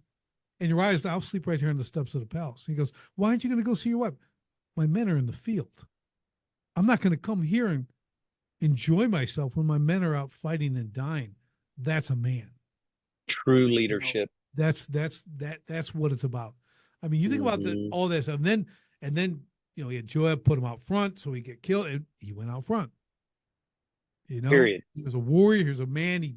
He understood rank. He understood submission. And he did what he did, and he paid. Then he's one of the greats in the Bible, actually. David using his name again. It comes up. You hear him name his child. I mean, it's really cool. You know what I mean? That kind of stuff is Absolutely. when you look at that and really start to piece that kind of stuff together from a warrior mentality, because it's not just warrior. I mean, David was the warrior poet. And he played music, man. He Absolutely. could Yeah, that's sing. I right. Yeah. mean, Do anything. Yeah. he's playing the harp and having spears thrown at him. Okay, at the Yeah. same Yeah. I time, mean, he was a, by yeah. by Yeah. Saul. Saul's trying to pin him to the wall with the spears, running around with his little harp and stuff. I just kind of picture that. Almost I like a know. three, Yeah. I almost like a remember Three that. Stooges thing. Yeah. Don't I pull. never thought of, yeah. This king's throwing spears at him, trying to kill him. He's like, whoa, hold on now. I hadn't finished my song. So it's just, like there's humor. There's humor in the Bible too. You can't Yeah. put it in those ways, but it was a serious thing. But that whole journey, just his journey of like understanding what anointing is, he could have taken the king that position. He had three chances to kill Saul. Cut off his robe. You guys Yeah. I taking remember care when of he cut business his in the robe cliff. and Put Saul the didn't even spear on know his it. head. Yeah, put the spear by his head, the water jug and all Yeah. that. Did that. I mean, he had three chances to give, and he said, "I won't do it. I won't take the king's life. It's God's anointed. I won't do it till it's time." And then when the servant guy actually killed him, ran him through, or he didn't. They fell on their own sword, but he came back and said he did. And David's like, That's "You right. you, Yes. you Yeah. killed. So and they killed him. Take this man They and kill killed him." him. Yeah. Yeah, you're gonna die. The guy's thinking, I remember that. Yeah. Cause yeah, I yeah, was like, right. oh, wow. Yeah. Yeah, it's like you talk about integrity. You talk about character. Okay, and what that And they, meant. I and mean, they killed you. It wasn't like now people shun you.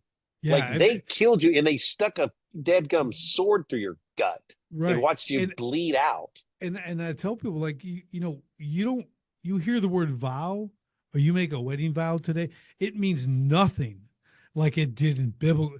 A vow was Just like, on there you came back. Oh, sorry. Yep. What were you saying? The wedding vow? yeah, well, people don't understand the value of that word vow. Back in the day, even when Paul was coming, remember, like they had 40 guys. We're not going to eat or drink until we kill Paul, and he's coming this way. So today we're gonna. No one's drinking water, no one's eating. Oops, he showed up with 200 Roman soldiers because they got wind of it. So the Roman soldiers are bringing him back to Rome and escorting him. These guys can't fight him.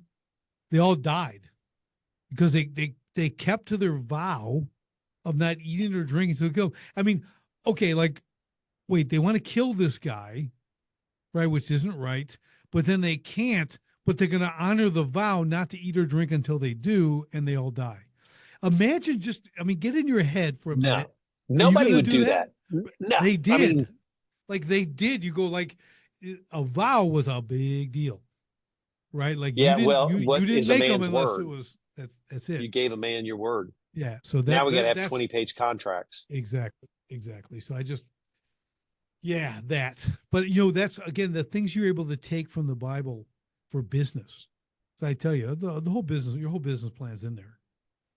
If you Yeah, want to have a people tell me, well, there's not a book for that. I was on a podcast the other day and I goes, well, actually there is.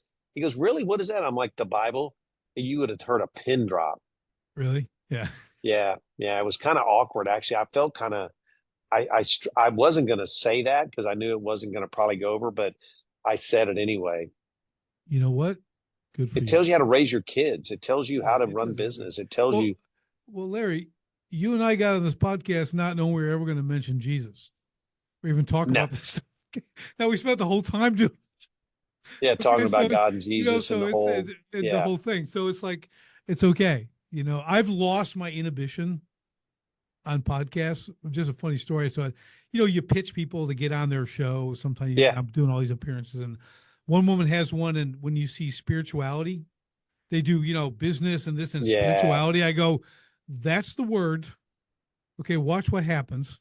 Okay, because spirituality, that's not defined. Okay, so I say, hey, I talk about business and everything else, and we'll talk about spirituality. She goes, okay, well, tell me about business, and then what do you want to talk about spirituality? So I actually copied it and saved this because what it was Holy Spirit inspired, and I just wrote like, okay, so we do this and this, and I said this because when you're following God, we do this. And I wrote this paragraph, and I said, now the great news is, whether you're a believer or not, it works. You know why? Because God is a good God. And I hit send. Okay. So I had this whole thing, and I knew it was a response. I'm waiting. I'm like, ooh, this is going to be a good response. And this was her response.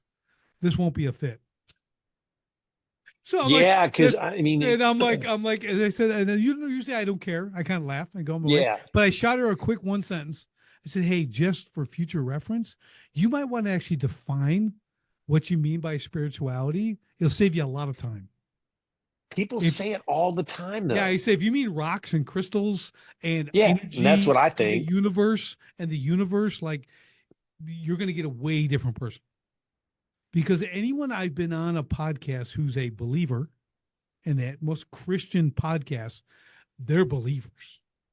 I mean, we get on and we have conversations like this times 10. Yeah, You know what I mean? It's awesome.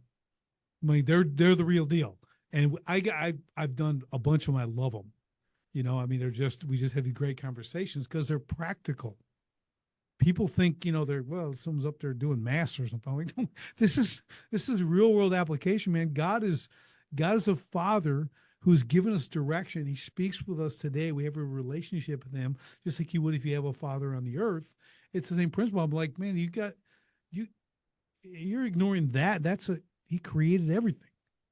He knows like some stuff. everything. I mean, just you walking around here, Right. you are a creation. Yeah. Yeah. It's just so cool. And it's great when you get, like-minded people and we can talk about this stuff and share experiences and everything else. But for the non-believer, for people who are like on the edge even, and had a really interesting yesterday. I'm coaching another gentleman here in my local area and going through some stuff. Got him to come to church. Invite him, hey, come to church because he's like, man, I've been reading the Bible a lot and everything else, and he's talking to me because I'm a marketplace minister. That's what I call myself. Okay, I'm not like in ministry, but people kind of had the spirit. So I'll just chat with people, and if it comes up, it comes up. If it doesn't, it Yeah, doesn't. Right. So he's asking me all this stuff and going through all this. So now he's come to church a few times. So yesterday we're in this office and we're coaching, talking. He goes, well, we have a men's conference tonight, tonight and tomorrow. I said, well, you going to come to that? He goes, yeah. And he starts telling me, well, at our church, when we were doing this and this, he was talking to someone. I go, so I'm listening going, our church. And I'm thinking he's talking about him and his wife, and they go to this, our church. yeah, He goes, BLC. That's the name of our church, Beloit Life Center. I go, oh, right. I'm like, now it's our church. I'm like, how cool is yeah. that? That's good. Right. That's a I'm big like, deal, he's like, man. and then he's like, I just told him about the conference that's tonight. Jumps on his phone. He's calling his crew. He's like, Angus, man, I need you to come to church tomorrow night. Okay, you got to come to this thing. And Angus like, dude, I have not had good experiences with church. So you hear this. He got on speaker, and I go, Angus, man, I guarantee you come tomorrow. It's 2 hours. It's all dudes. If you don't like it, you never have to come back. That's right. Okay. And he's like, oh, I go, and if you got a problem with the kids, Saturday morning, we do it again at 9. Day 2, just come to that. And he's like, okay.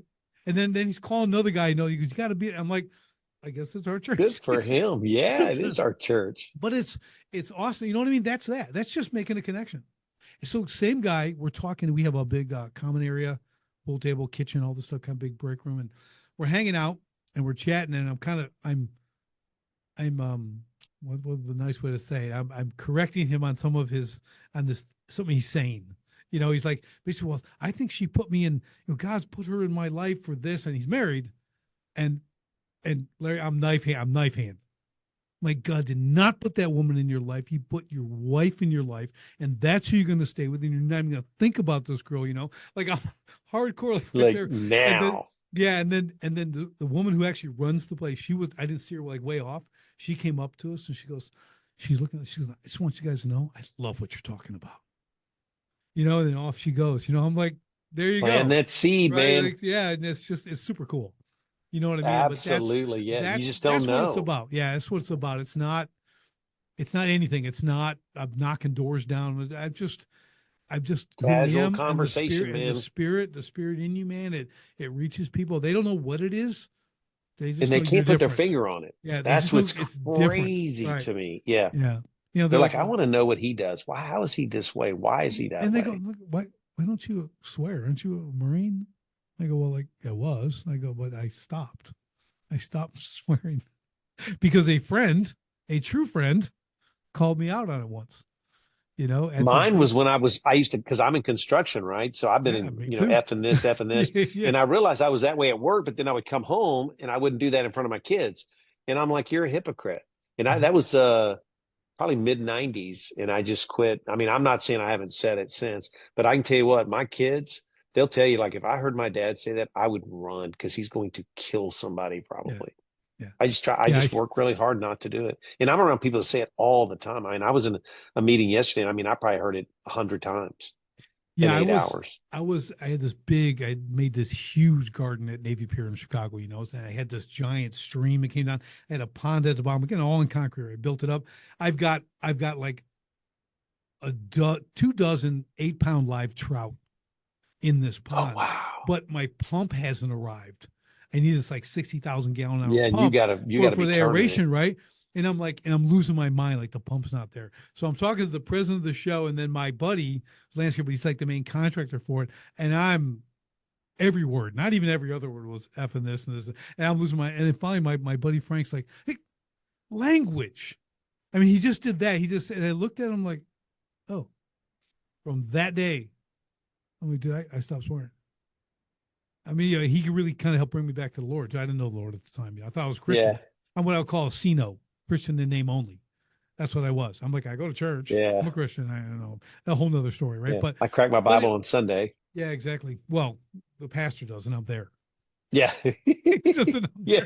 I'm there to see it. Yeah. I'm there to see it. That was that. I was that level. Okay. So, but it's sometimes those influences, those simple influences like that, because he never did. And then I just stopped, and I found replacement words that are way funnier, way better, it's pattern interrupt. Everybody curses. I was listening to a podcast for a very brief time. They had a woman, she's a doctor or whatever she was. It is F and this and F and that, F and that. And I'm talking the first 30 seconds, I'm like, and they go, and a woman, and I'll be whatever I am, I'm a man. And I look at it, I go, just classless. I'm she has no, I'm like, no, anything she's saying, no value to me. I'm just being honest. I'm like, I turned it off. You see it all the time. They're trying to overdo it and try to fit them in, and I'm like, being the real. guys are I go, wrong. Yeah.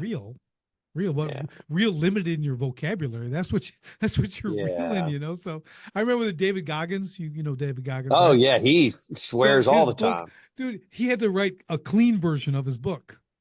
Like where there's no swearing, because my son got it and he gives me, I go, clean version. You go, oh, Dad, yeah, you got so the book. I didn't even know that existed. That guy cusses more than any guy.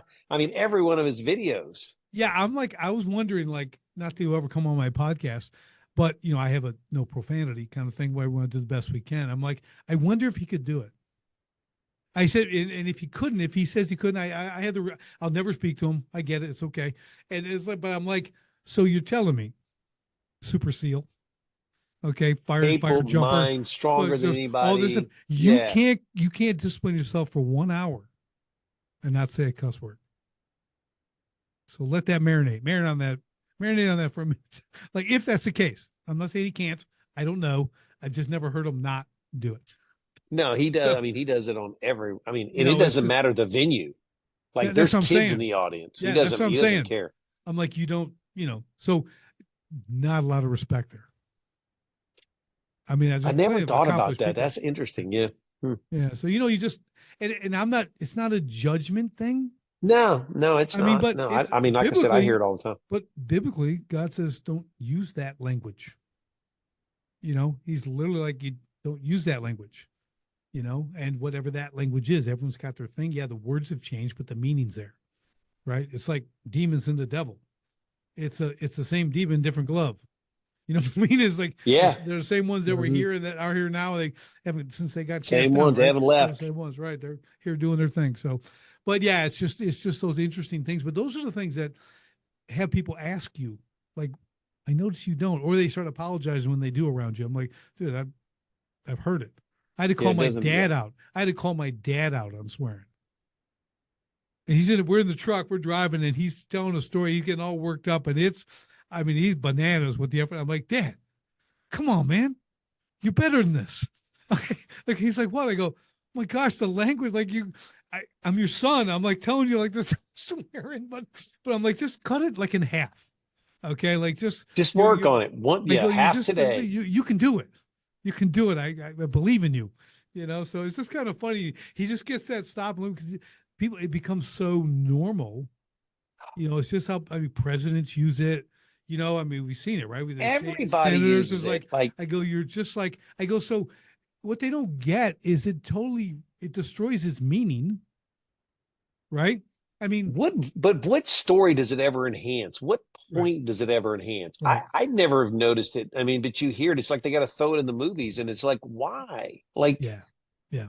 I mean, you don't, I can write a book without doing it. A whole yeah, book, a best-selling book, and there's no swear words. yeah, Go it's figure out. amazing. How did Yeah, that happen? That's astounding. yeah, Okay. It's like, shocking. it's just, Yeah, wow, you did that, you know? Even when I read it, I didn't swear. Wow, you know, like it's on audio, but I just think it's funny, you know, but I'd love to see people like start looking at that as a personal challenge. Like I always tell people do hard things. That's how you get better. Always engage in another hard thing that's going to challenge you physically, mentally, whatever it is. Like do that. That's a thing. yeah. I And still kind of throw the few the little ones, right? I don't feel as bad, but I've been. It's funny now in the last few months. I'm starting to like every time I say it, I'm like, was that necessary? And I don't know yeah, if it's the Holy Spirit telling me that. I think it is because all of a sudden I'm like, and now you and I are having this conversation. I'm like, yeah, that's kind of I always do the little ones, right? I don't throw yeah, the big ones out. But then yeah, I'm like, every time I say one, every time I say it, it's like I can see it. And I'm like, really, does that change this conversation, make it better? yeah. I, Hmm. I always joke with people. They say, "How do you do that?" I go, "Well, you know, I don't cuss out loud. You know, Yeah, you I've know, said it. Yeah. I'm still working. It's up there. It's just not coming out of my lips. You know what I mean? So I'm far from perfect. Okay, by any Yeah. stretch. But yeah, it's just one of those things, and really I give it to people as a personal challenge. Like start with That's a two good one. hours. Start with 2 hours. Yeah. Don't do it for 2 hours and see what happens. See if you can do it. And when you can't, you know you got an issue. Yeah. You got a problem. You got to You fix it. know, You got like to keep working go on it. through it, go then work for that day.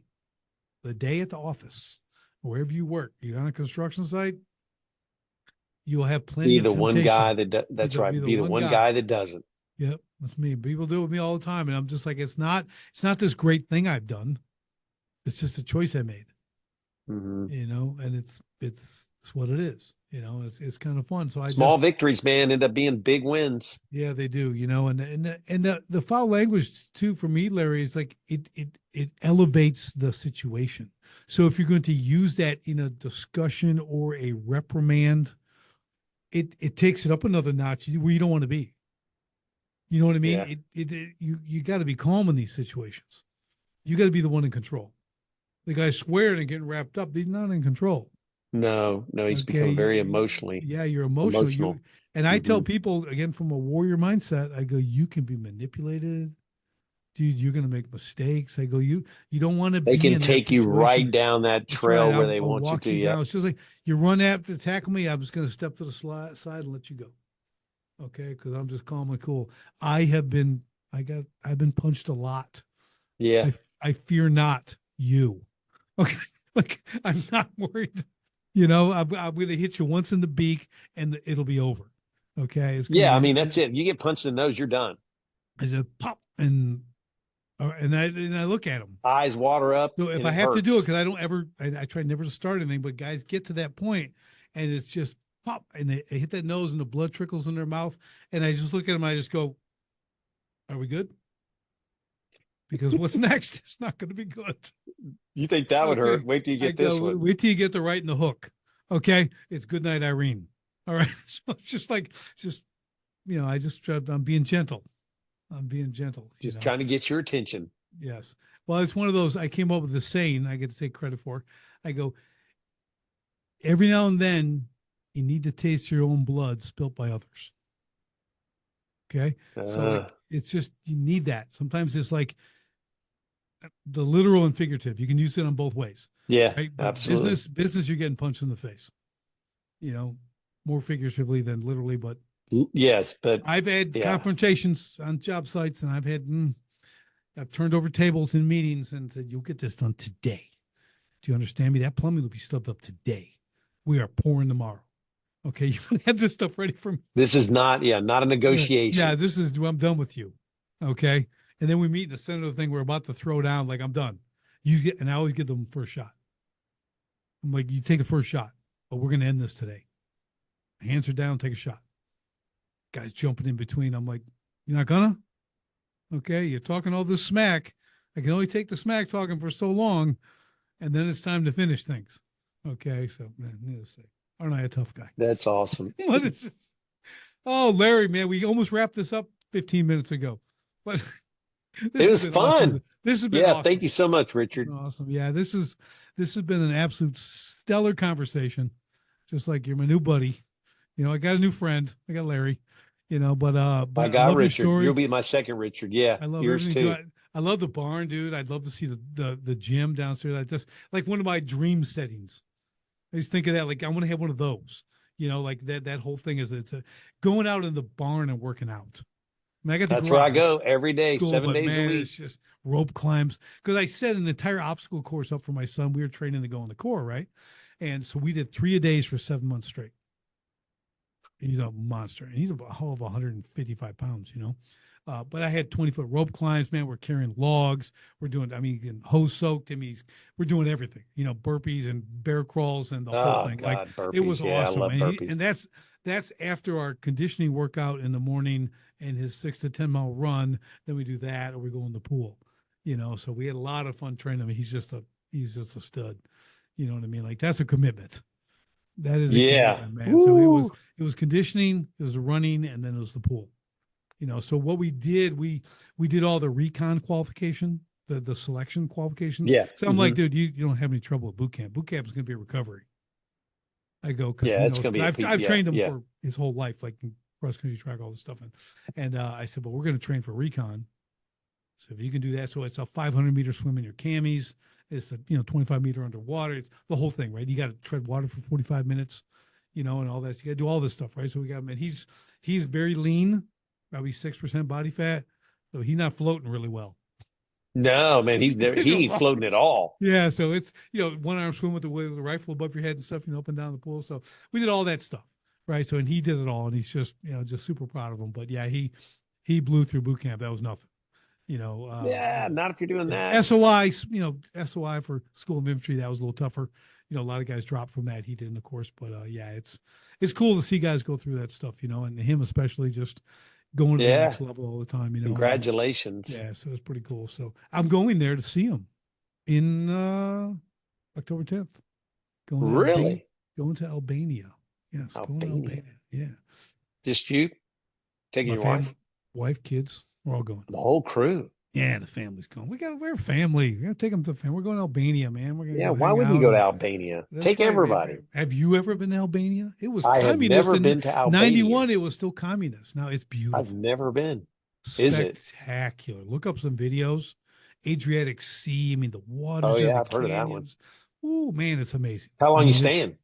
I'm doing 9 days. Me and the kids. My wife is then popping over to Italy, doing Florence and Naples for some cooking classes. Okay, good. I've been to those. Yeah, so she's going there with her sister-in-law. Her sister-in-law is coming out, and they're going to go do some cooking classes and stuff. So I'm like, and we'll head home because my kids work. Good for you. They got to get back to their jobs. Dad And so gummit. do I. Yeah. So, I'm remote, but but it's going to be a great time. It'll be great to see him. It'll be Good a for lot of you. fun. That's So yeah, exciting. Congratulations. we've done a lot of road trips. It's the joy of homeschooling. My kids are well traveled, coast to Yes, coast, up and yeah. down. They've been everywhere. So it's a cool thing. So, and now we're in Germany. We're going to do Albania. We wanted to go to Greece. Not going to be able to make it happen, but next time. So, anyways, man, Larry, thank you. We're going to wrap this up for Thank you, legit Richard. now, but this has been absolutely fantastic. Everyone else, if you're still listening, or you had to come back because it was so long and you listened to the So end, long. That's but right. Yeah. because it's so good, we appreciate you, and we'll see you all in the next SDS podcast. Thanks for joining me on the Sharpen the Spear podcast. If you're a manufacturing executive and you're serious about unlocking hidden profit, improving frontline leadership, and taking control of your floor, go to grit2lead.com right now. Run the free Sharpened Impact Simulator and discover your biggest opportunities are hiding. Don't leave millions on the table. Sharpen your spear, lead from the front, and win the floor. Until next time, stay sharp.